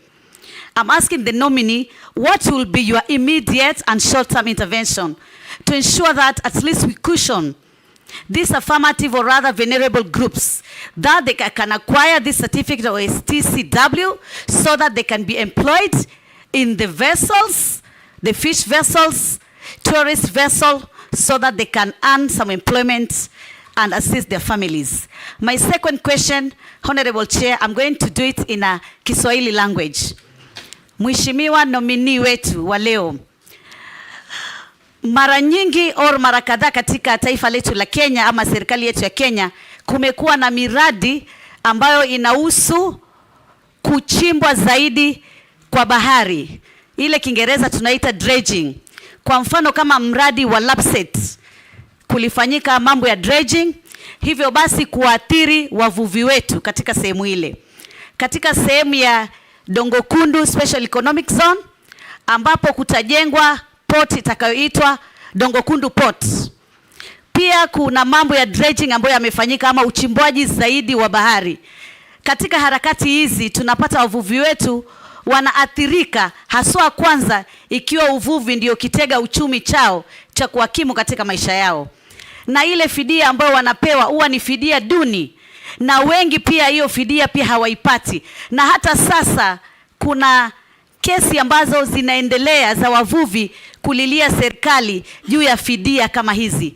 Je, iwapo utabahatika kuweza kukubalika kufanya kazi katika wizara hii, utaweza kuweka mikakati gani ama utaweka mbinu gani muafaka kuhakikisha kama taifa tutaangalia wavuvi hawa wetu ambao wengi wao wanatoka katika familia ambazo ni maskini ama katika maeneo ambayo ni maskini. Mwisho kabisa ni sheria za kuwasaidia hawa wavuvi katika wakati wanavua. Ni katika swala hilo mheshimiwa. Unajua mimi natoka sehemu ambazo kuna bahari. So nakuomba msamaha mheshimiwa, nimalize hili la mwisho. Endelea. Wakati mwingi wavuvi wetu wanapovua wanashikwa. Kwa mfano kama wale wa sehemu ya Kwale, sehemu za Lungalunga na Shimoni, wanaambiwa ya kwamba mumepita bahari zaidi, mumefika Tanzania. Wale wa Migingo wanaambiwa sasa nyinyi mumepita Uganda. Yani kunakuwa na zile sintofahamu, na sijui kama kuna mikakati ya kuwa kuna masomo ambayo wanaweza kufunzwa kuelewa hii mipaka ama kwa Kiingereza territorial boundaries ziko vipi, ndio ya kwamba wasiwe kila mara. Manake mimi kama mjumbe mara kwa mara napigiwa simu, mheshimiwa tumeshikwa, tulikuwa tunavua, tulikuwa sehemu za gasi, sasa tumeambiwa tumeingia Tanzania, tumeshikwa tuko huku Tanzania. Swala hili naomba mheshimiwa nominee aweze kutueleza njia ambayo ataweza kusaidia wavuvi wetu katika swala hili zima. Asante sana mheshimiwa mwenyekiti.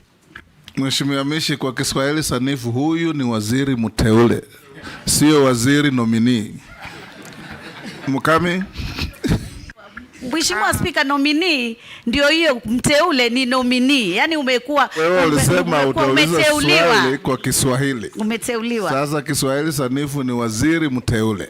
Ali Spika na mfunza Mishi Kiswahili leo. Leo nafunza Kiswahili. Yes, Mukami. Thank you, Honorable Speaker. Honorable Speaker, I want to admit that I am really touched with what nominee has said, where he has come from to where he is. And I'm sure, being a Sunday, there are so many people watching, especially youth, and even the media people who are here, that God can bring you from down there to up where he is today. My question is regarding hustlers.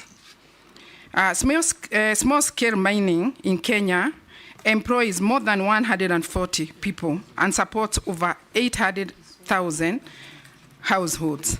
Our workforce times larger than its equivalent in large-scale mining, which employs just 9,000 people.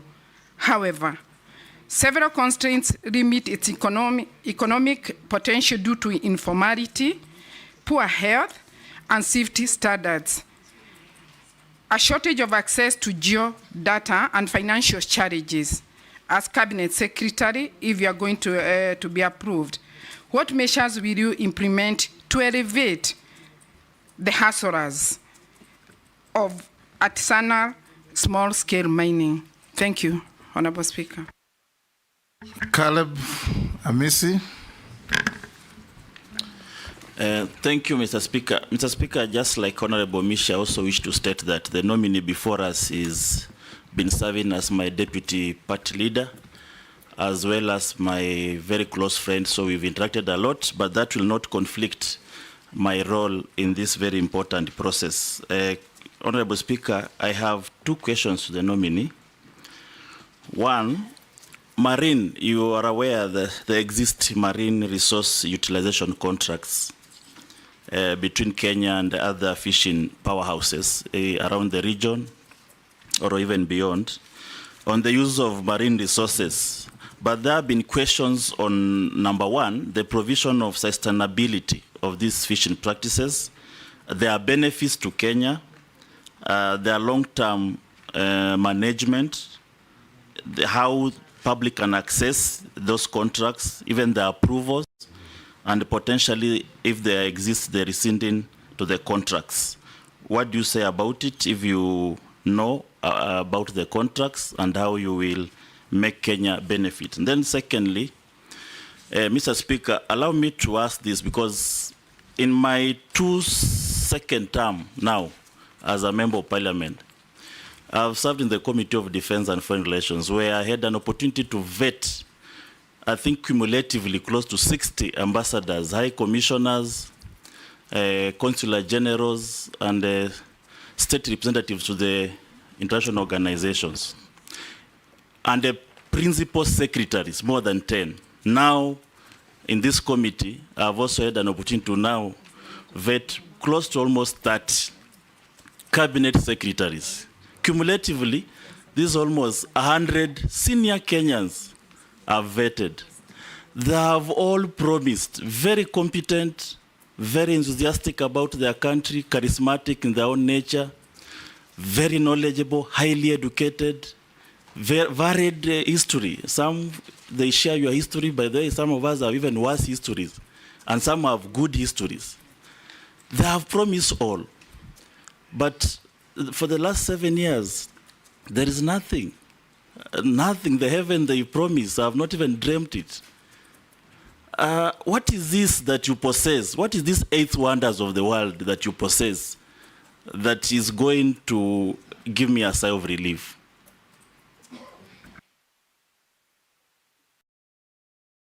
Nominee, answer those. The question from Honorable Shuri actually had been asked by Chungwa and somebody else, but answer that. So, Mr. Neglected mine piece. Yeah, Mr. Speaker, I had said earlier, this is something we're going to look into, and for the future, to prevent that from happening, we will have to find a way to create some sort of... You said you'll bond the miners. Yeah, bond the miners. But that doesn't mean we'll ignore the existing problem. We'll have to just find a solution. We will consult among ourselves and even other government entities. So, Mr. Speaker, Mishi talked about accreditation issue for our seafarers. I really don't think that should be an issue. What I can promise Honorable Mishi is that I, if approved, will embark urgently and immediately to see that we have a seamless process for our young people in Kenya who want to pursue seafaring as a job are facilitated. Government's job is to facilitate, and that we will do. I don't even think that is a policy issue. It's a matter that needs urgent action. And I know between Maritime Authority and Bandari Academy, we should be able to sort that out. So I give you my undertaking that that we will sort it out. There's really no, there cannot be a justification. If someone meets the threshold, they should be certified. And that's something we'll do quickly. Mr. Mheshimiwa Speaker, Mishi ameuliza swali na Kiswahili. Kwanza nataka kujua, sijui kwa nini alikuwa apologetic about it. Kiswahili ni lugha ya taifa. Sasa kulijibu ndio kizungumkuti. Unaweza kujibu kwa Kiswahili? Tutapambana. Mimi ni Mswahili. So, Mheshimiwa... But you know, parliamentary standing orders require that since you started in English, you must go in English all through. But Mr. Speaker, then Although that will be double standard. I allowed Mishi. I'll give you also the same latitude to answer in Kiswahili. I know Honorable Mishi was playing to the gallery. No, Mishi, I'm sure on Chair, it's a valid question. Valid, and the gallery is equally valid. That's why I'm representing them. Honorable Mheshimiwa Mishi anaongea na watu wake wa Likoni na wengineo ambao wanaelewa Kiswahili. So, Mheshimiwa Speaker, kwanza uchimbaji wa bahari ni lazima ufanywe kwa njia ya kueleweka na kufahamika. Lazima iwe na utafiti na mipango ya kutosha, kwamba ukichimba kwa ujenzi wa bandari lazima upime mambo ya mazingira kwa kufahamika. Huwezi kuwa utachukua tu kwa sababu unataka kuongeza uwezo wa bandari ama mabehewa makubwa kuingia, uchimbe na uumize mazingira. Hii ni mambo ambayo haiwezekani. So mimi kama mazingira huharibiwa, haiumizwi. Waswahili endelea. Waswahili waelewa hiyo mheshimiwa. So hata mimi nimepigwa na butwa vile Kiswahili chake kiko kitamu. So Mheshimiwa Speaker, mazingira lazima yalindwe. Na sababu muhimu ya kulinda mazingira ni kwa sababu mazingira yanasaidia katika eneo la uchumi la wananchi. Na mimi nataka niseme, hata nikimaliza nilikuwa nimeandika pointi 10 ambazo nataka kuzisema, nitakwambia, ambayo naona vile tunafaa twende. Lakini haiwezekani kwamba ubora huu ushinde ubora mwingine zaidi. Lazima kuwe na balance, uwiano na usawa. Yaani tunasema Mheshimiwa Speaker, katika yale yanayofanyika lazima kuwe na uwiano na usawa, hasusan katika mapato. Na hakuna mimi nafahamu vile pale Mheshimiwa Misha natoka, wavuvi walikoni wakati Dongo Kundu ilikuwa inachimbwa, hata ile terminal mpya ya bandari sahihi, wavuvi wengi walipoteza mapato ya kiuchumi, kwa sababu mchanga ule uliotolewa pale ulitupwa mahali ambao wavuvi wanavua. Na Mheshimiwa Speaker, sijui kama unajua njia ya uzazi wa samaki. Wasamaki wanazaa kwenye mapango kule baharini. Sasa mara tu utakuta mchanga kiwango kikubwa kimekuja kafinika maeneo ya uzazi wa samaki. So inapunguza sana. Mheshimiwa Mishi, mimi nataka nikuhakikishie, lazima tuweke mikakati kabambe ya kueleweka na tutathmini hali halisi kabla tukubali mambo ambayo yataumiza Wakenya kiuchumi. Na tena sio Mombasa peke yake. Lamu, ziwa la Victoria, ziwa la Turkana, Nakuru, Naivasha na kwengineo. Kwa sababu Mheshimiwa Speaker, mambo haya yanachangia pakubwa katika uchumi wa nchi yetu, kiutalii, kiuchukuzi, kimaisha kwa jumla. La mwisho Mr. Speaker, Alamishi alisema mambo ya mipaka, na akasema mambo ya Tanzania na Kenya na Kenya na Uganda Migingo. Mheshimiwa, mimi naonelea hivi, nchi hii, serikali hii, kwa in the spirit of East Africanism, yani kwa ushirikiano in that spirit ile ya umoja wa East African, lazima tuzungumze mambo ya mipaka kikamilifu.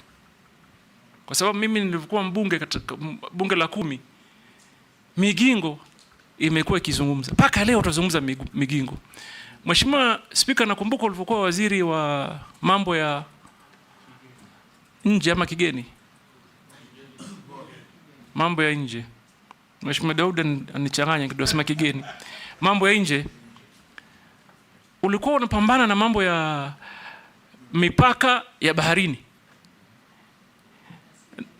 Na nakumbuka tulisongeza zaidi ya nautical mile 300 na almost. Tulipima na tukazongesha kutoka mile 200 mpaka 450, na hizo stakabadhi nikazipeleka kwa Umoja wa Mataifa. Sasa, New York. Sasa mheshimiwa, mimi maoni yangu ni kwamba kama nchi ni muhimu tuzungumze kikamilifu mambo ya mipaka. Migingo, Tanzania, Somalia, Uganda, na popote pale ambao panatuhusu mambo ya mipaka. Ni muhimu, na umuhimu wake uko wapi? Hiyo utalinda haki za Wakenya wa siku za usoni. Hasa ukisikia kwamba kuna madini, kuna rasilimali, conflict inaanza. So Mheshimiwa Speaker, tutaka tufanye namna hiyo. Mheshimiwa Mukami, you cannot, if you are government or in government, you cannot ignore a sector that employs 140,000 Kenyans. You cannot. That requires us to quickly develop a strategy on how we will sustain them. Those are the people that probably are looking upon us to deliver help. So what do? We need to come up with an actionable strategy on cushioning them, training them, like I said earlier, and creating market for them. So I will work closely. First of all, I will go to them. Mr. Speaker, if this House approves me, the entire first month, I will listen. I will go to every area to listen to the views, to the challenges, and also probably they have and they identify and they know the areas of potential. So I will listen. Once I listen and gather actual data and information, we will develop together with this House a clear action plan to cushion and grow the numbers, because 140, in my opinion, hasn't even met the potential. It can be greater than that. Mr. Speaker, Caleb Amisi asked on marine utilization, sustainability. Number one, I don't think we've even tapped the potential. We've just probably, it's just a scratch on the earth or on the surface. The potential in the maritime utilization is great. But there may be some predicament, Mr. Speaker. And at this point, I want to tell Honorable Caleb, we would work with you at the committee level, but also work with possibly the Attorney General, because we need to develop a clear legal strategy on how we can relook, for example, at the treaties and the conventions and the licenses and the agreements that this country has gotten into. I say this why. Caleb, are you aware that the Kenyan coast is an important corridor for tuna, yellowfin tuna? It is.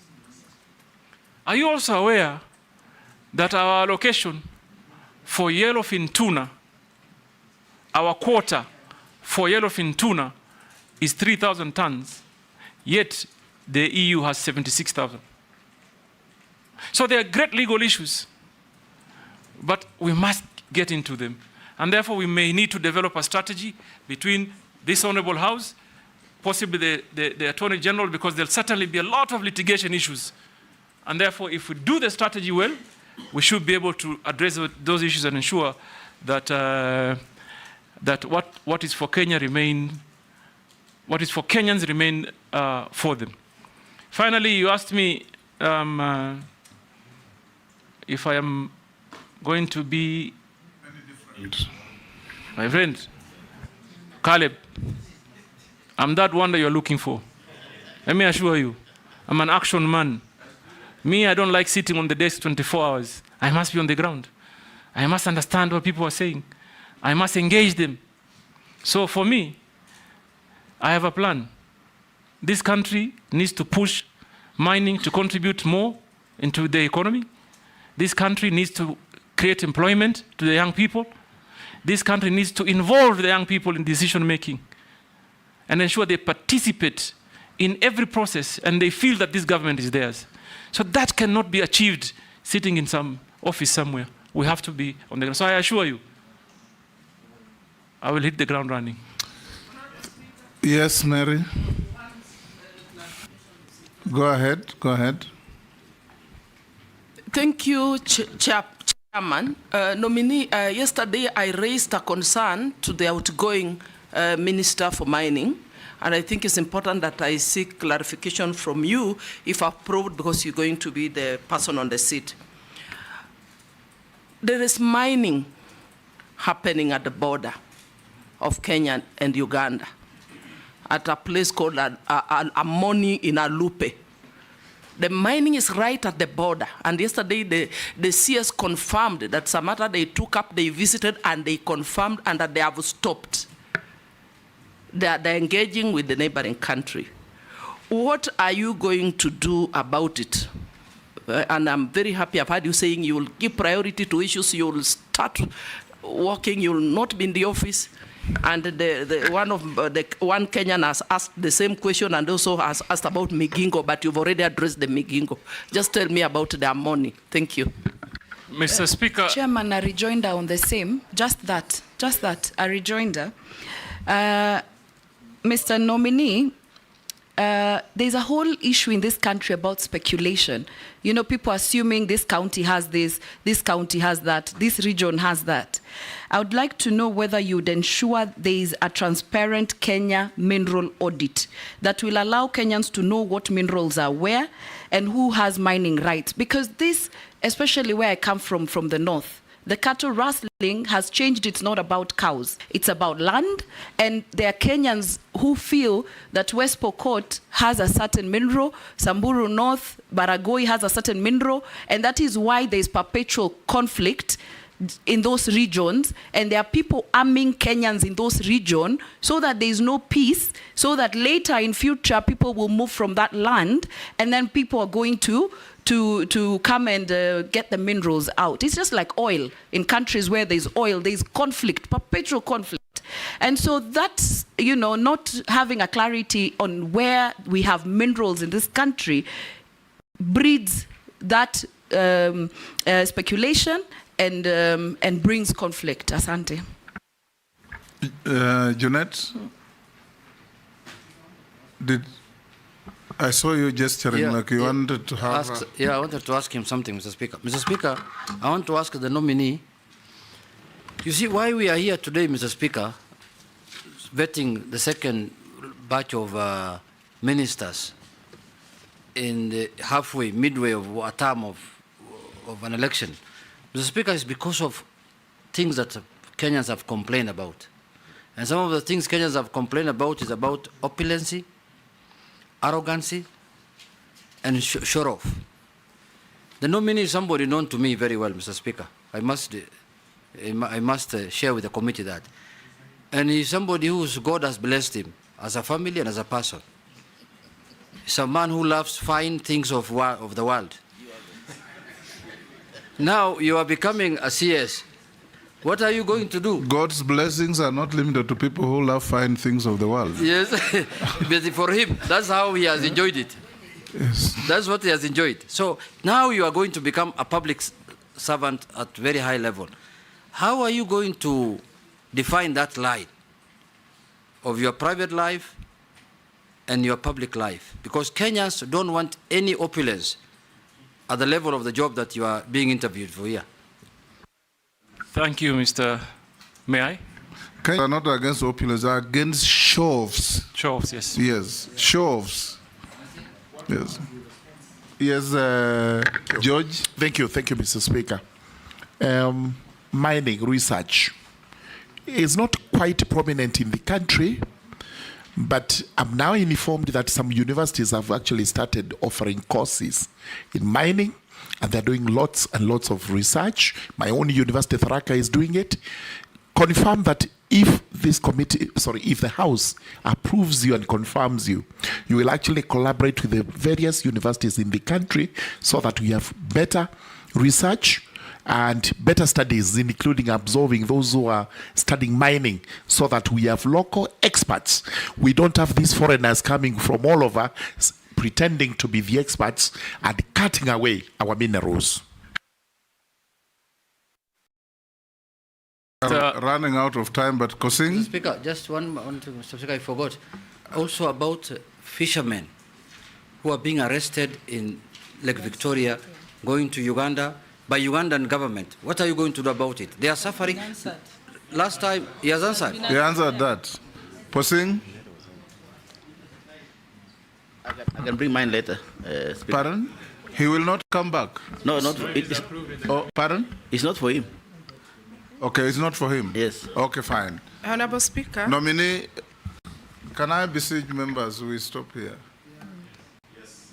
We have 4 others waiting. If it's burning, Rahab, I'll give you one.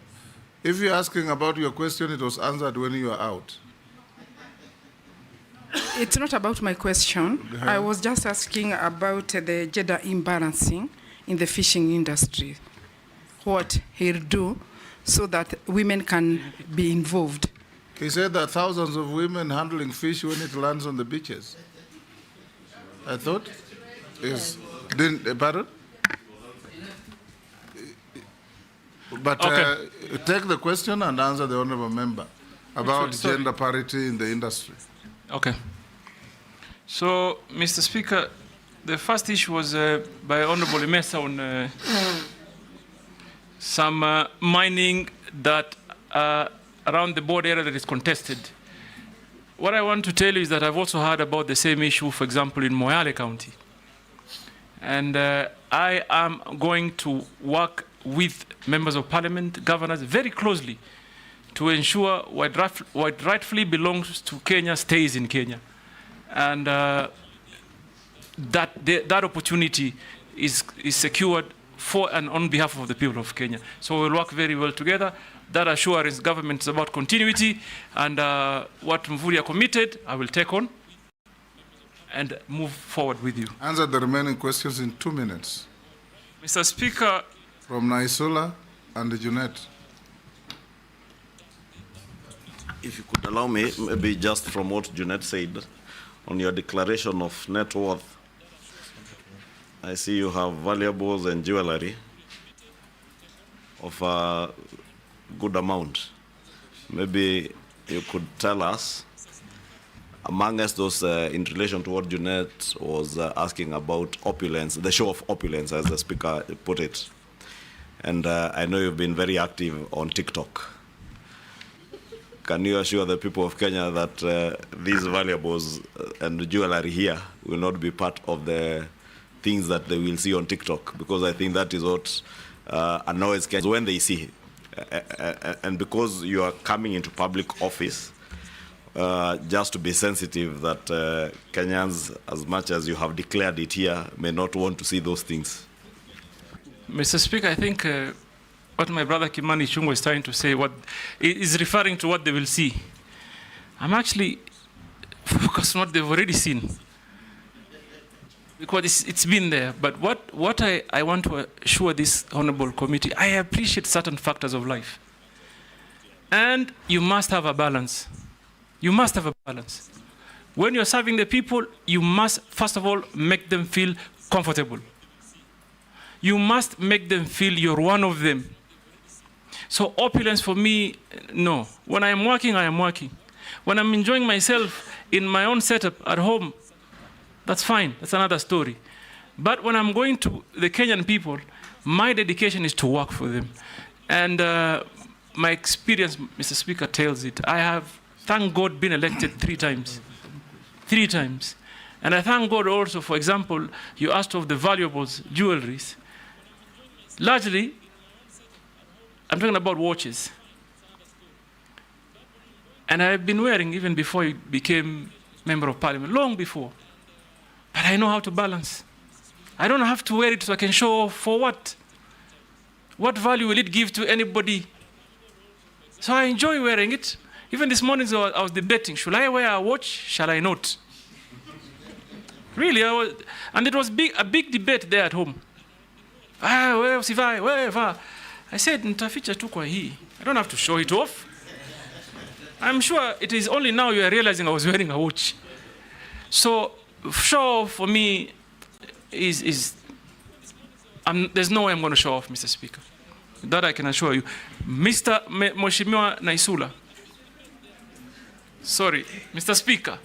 On the question of Mheshimiwa Naisula, on matters speculation, that must be addressed, and urgently, because it denies Kenya an opportunity. You had largely touched on it. Yes, but I want to talk about one important thing, and I see a great opportunity. I think Mheshimiwa Waigara, you asked on Murigara. Sorry. Murigara. George, Sir George, on your question on training for mining, how do we achieve, for example, how do we attain 10% contribution GDP? We must do what other countries did, train our people. There's also an opportunity. If you went to some countries, you will see a mining bank, a bank that focuses only on mining. Yes. So for us to achieve all that, real work must be done. And I want to assure you, it begins with capacity building. We must train the people. So, Mr. Speaker, on Junet, it's again opulence and show off banner. I don't need to show off. What you have, you have. What you don't, you don't. And you should be cautious of others. You should be cautious of others. We should end there. Showing off actually is a sign of inferiority complex. But I wanted to end with the one comment on Junior. I heard him yesterday say something. I heard him say that being rich is not a crime. And also I heard him say, I don't know whether Kimani Ichung'wah shared his audited account. I heard him say Kimani Ichung'wah is worth 5 billion shillings. So, brother... Kimani contested that he had understated that's what I heard yesterday. Yes. I mean, I saw it on TV somewhere. So I end here, Mr. Speaker. So I had a formal, like a point plan, Mr. Speaker. But Speaker, you must tell the nominee, just like him, I don't show off. In fact, nobody can tell that you are worth anything.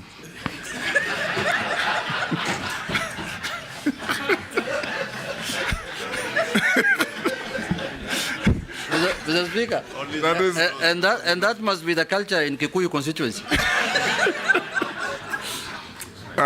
Nominee, we are coming to an end.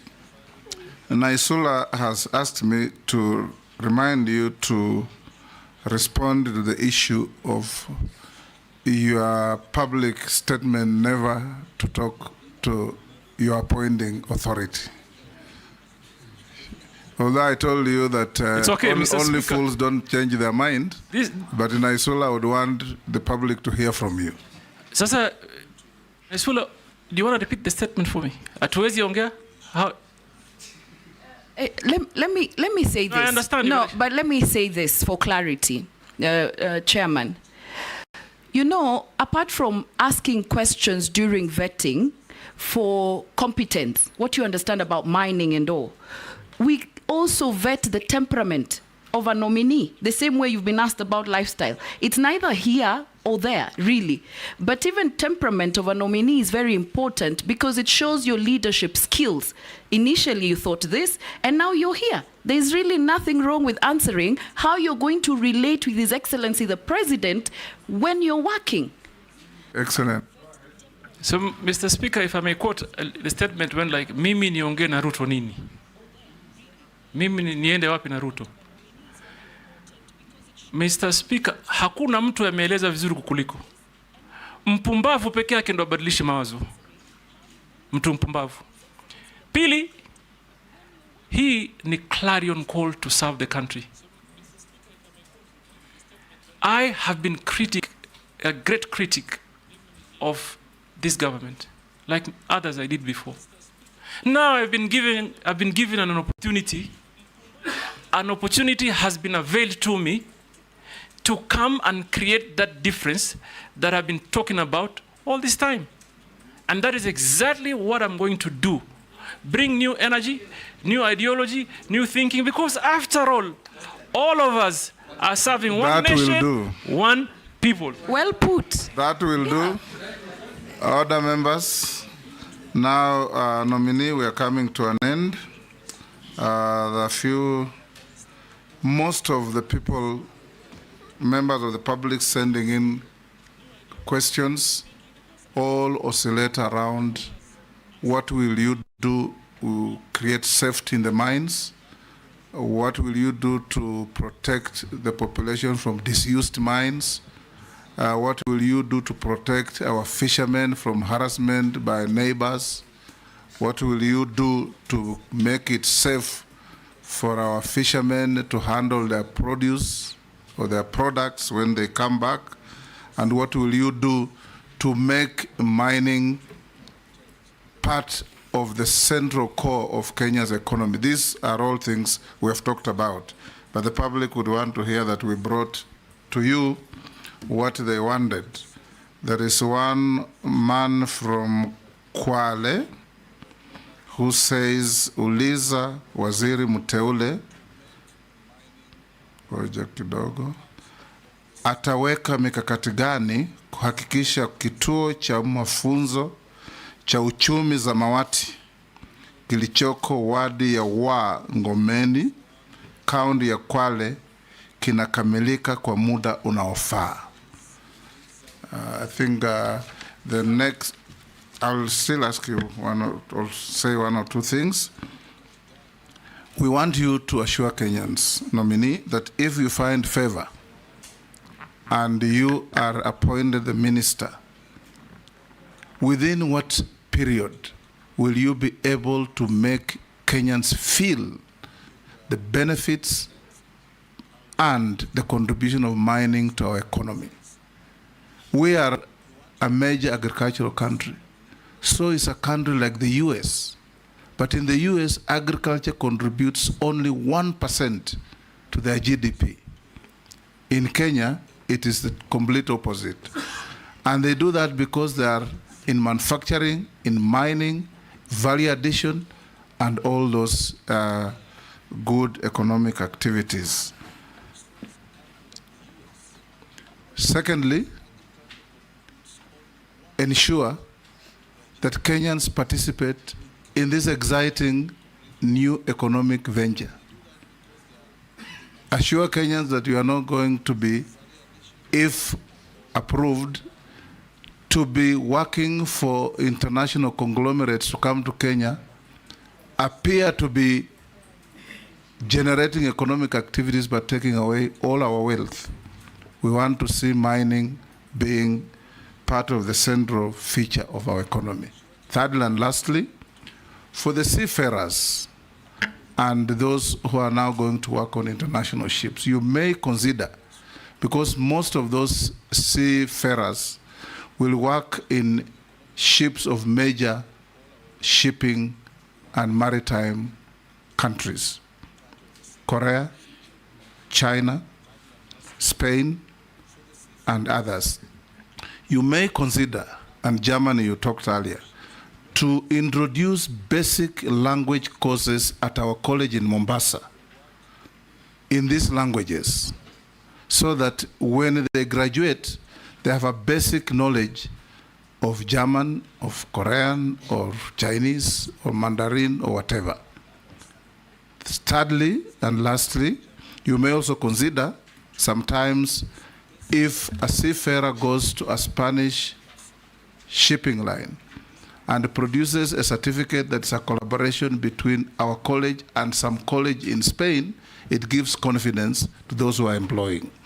So you may consider partnering our institution with as many other institutions worldwide as possible to ease the process of our youths getting certificates and being considered for employment.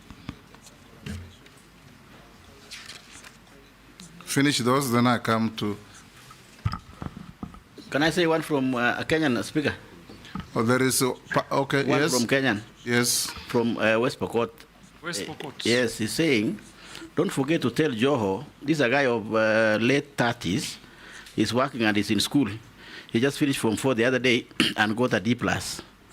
So he's saying, don't forget to tell Joho your motivation to many of us, like me in West Pokot, to pursue my education studies.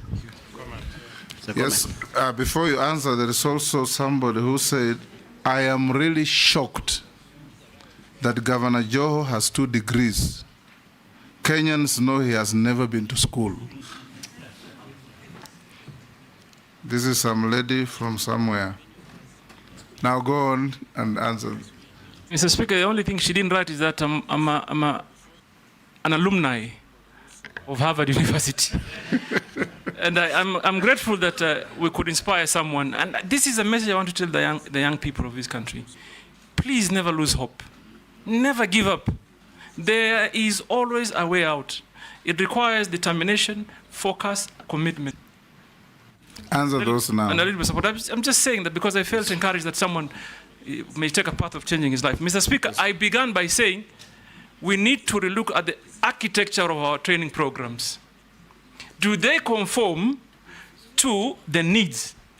How do we tap in? How is it that we, first of all, are only tapping into just under 0.2% of the demand? So we would probably redesign the entire training program. And then, Mr. Speaker, I couldn't agree more. The urgent need of collaboration between teaching institutions. We will begin by pursuing partnership between the local universities and the government institutions, and also will encourage that we have an international conversation of getting more affiliate universities to join in. Mr. Speaker, the young brother from Kwale said that there's an institution that is to be completed at Wa Ward in Kwale. I have been to Wa in Ngomeni I know Ngomeni well. I've been there, and I want to assure him that I will go. For me, I will visit them, and I'll make sure that the projects that have begun come to a conclusion. And then, Mr. Speaker, we talked about what else?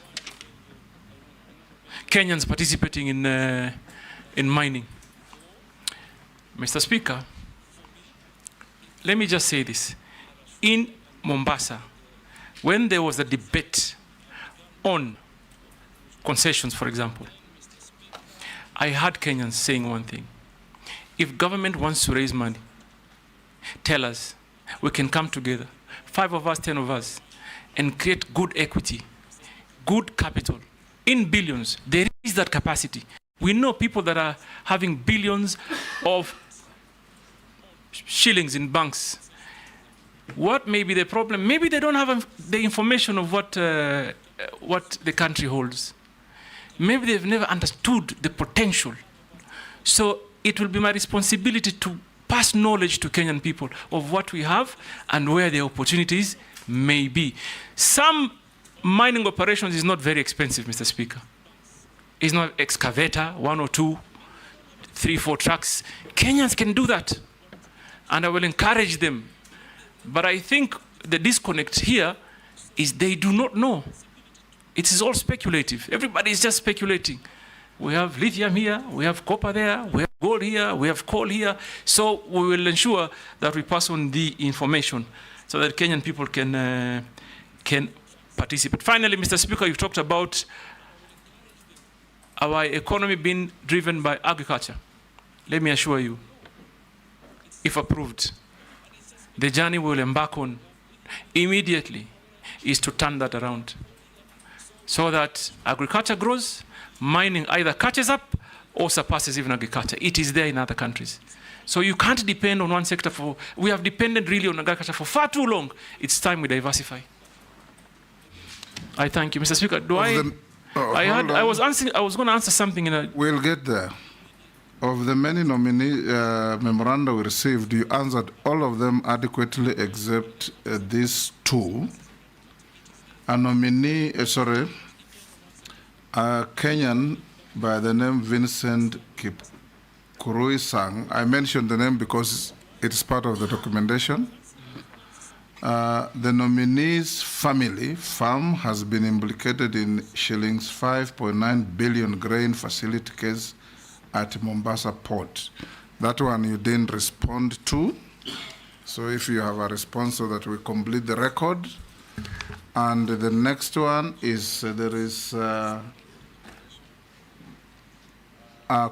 organization called Haki Yetu in Mombasa. I believe you probably know it.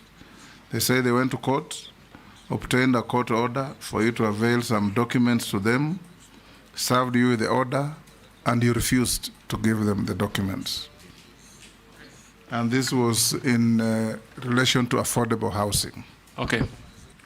Those two. Mr. Speaker, you answered everything correctly and satisfactorily.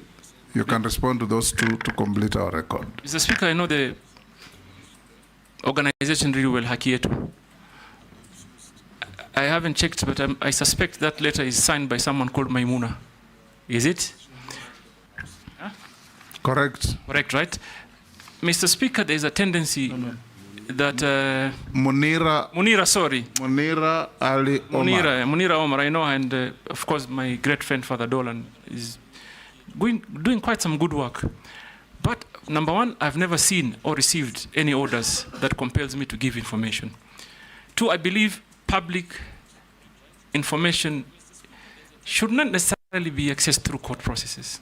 Someone should be able to walk into government office and get information. Number one, Article 35 of the Constitution. So I have not received any orders, but my current governor would, I'm sure, I'll place a call to him. He'll be happy to share the information. Grain bulk? Grain bulk, Mheshimiwa, sorry, Honorable Speaker. I said earlier, it's not grain bulk, it's grain facility. I'm sorry. I understand. Yes. Mr. Speaker, my family, like I said earlier, is in the business of logistics. So what my family wants to do as a business or plans to do is to build on our land, on our own family land, a grain handling facility. For far too long, there's just been one. So there's been a monopoly of grain handling in Kenya. So we've been pursuing this venture of building another, as a family, nothing to do with government. Mheshimiwa, so that, Honorable Speaker, so that I come out clear, there's not a penny government is putting. There is nothing government is doing in that project. It's private equity project, sitting on private land.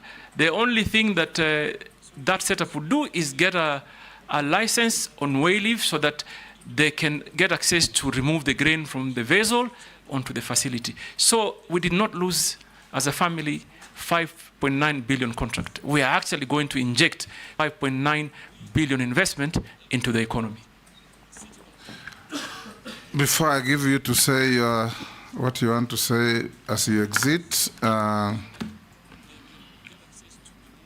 have you ever been adversely mentioned in any integrity-related report? Not that I know of. Do you hold any leadership position in any political party? In your self-declaration, you say you are the deputy party leader of Orange Democratic Party. That I resigned. I remain only a member of the party. I don't hold any leadership position. What is your net worth? My net worth is, let me just be sure. Where is that document?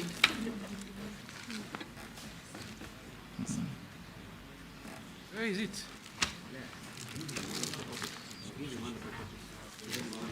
Is on pay. Your assistant should be assisting you on this. No, just use this one. I found it. Okay. Mr. Speaker, my net worth is 2,361,332,249.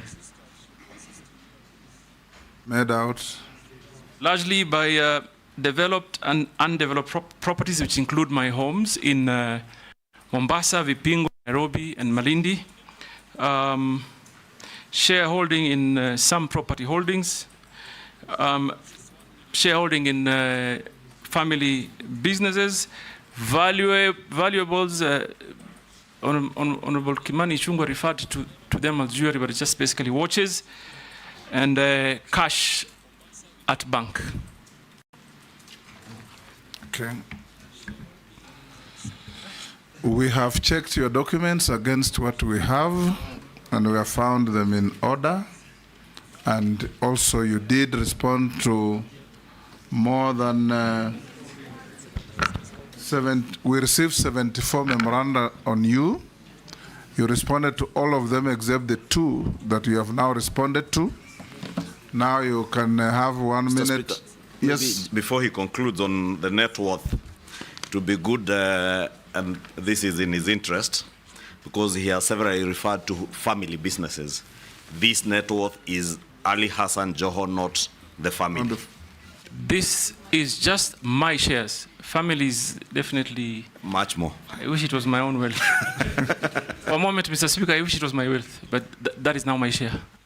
Yes, so go ahead and say what you wanted to say so that we go to the next nominee. Mr. Speaker, while I was preparing myself, I came with an idea of developing a 10-point plan that I think would be useful to enhance how we can quickly grow this industry, because it is a